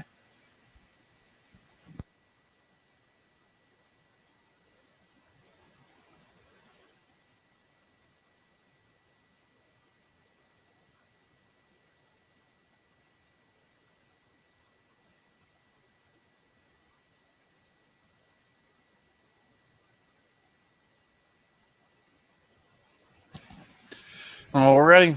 Well, having given you guys a couple of minutes, I don't see any questions popping up, and that could just be the time lag or something like that. But with that, y'all, I think I'm gonna sign off and go work in the garden and maybe do some AI work when the sun sets. So,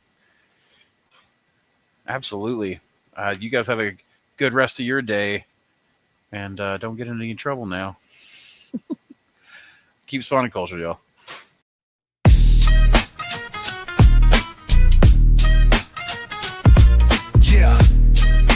It's bubbling again. Dr. Solurian at the console, beaker in hand. Andrew's in the lab coat. Samantha sealing the bags. Let's go. I don't drip, my LC floods thick sludge. Brewed in the lab where the pressure don't budge. Got the broth on spin, Thor plate torque. Amber glows like a harness, the forge. Spawn rack stacked, yeah, rack to the ceiling. Sawdust base with that deep grain feeling. This ain't your buddy's half-baked mix. This is Elixir, the real lab fix. Elixir on deck, culture gone rogue. Syringe to the bag, now watch it explode. Keep spawning culture, it's more than a phrase. It's a whole lab world that we set ablaze. Sterilize first, don't mess with decay.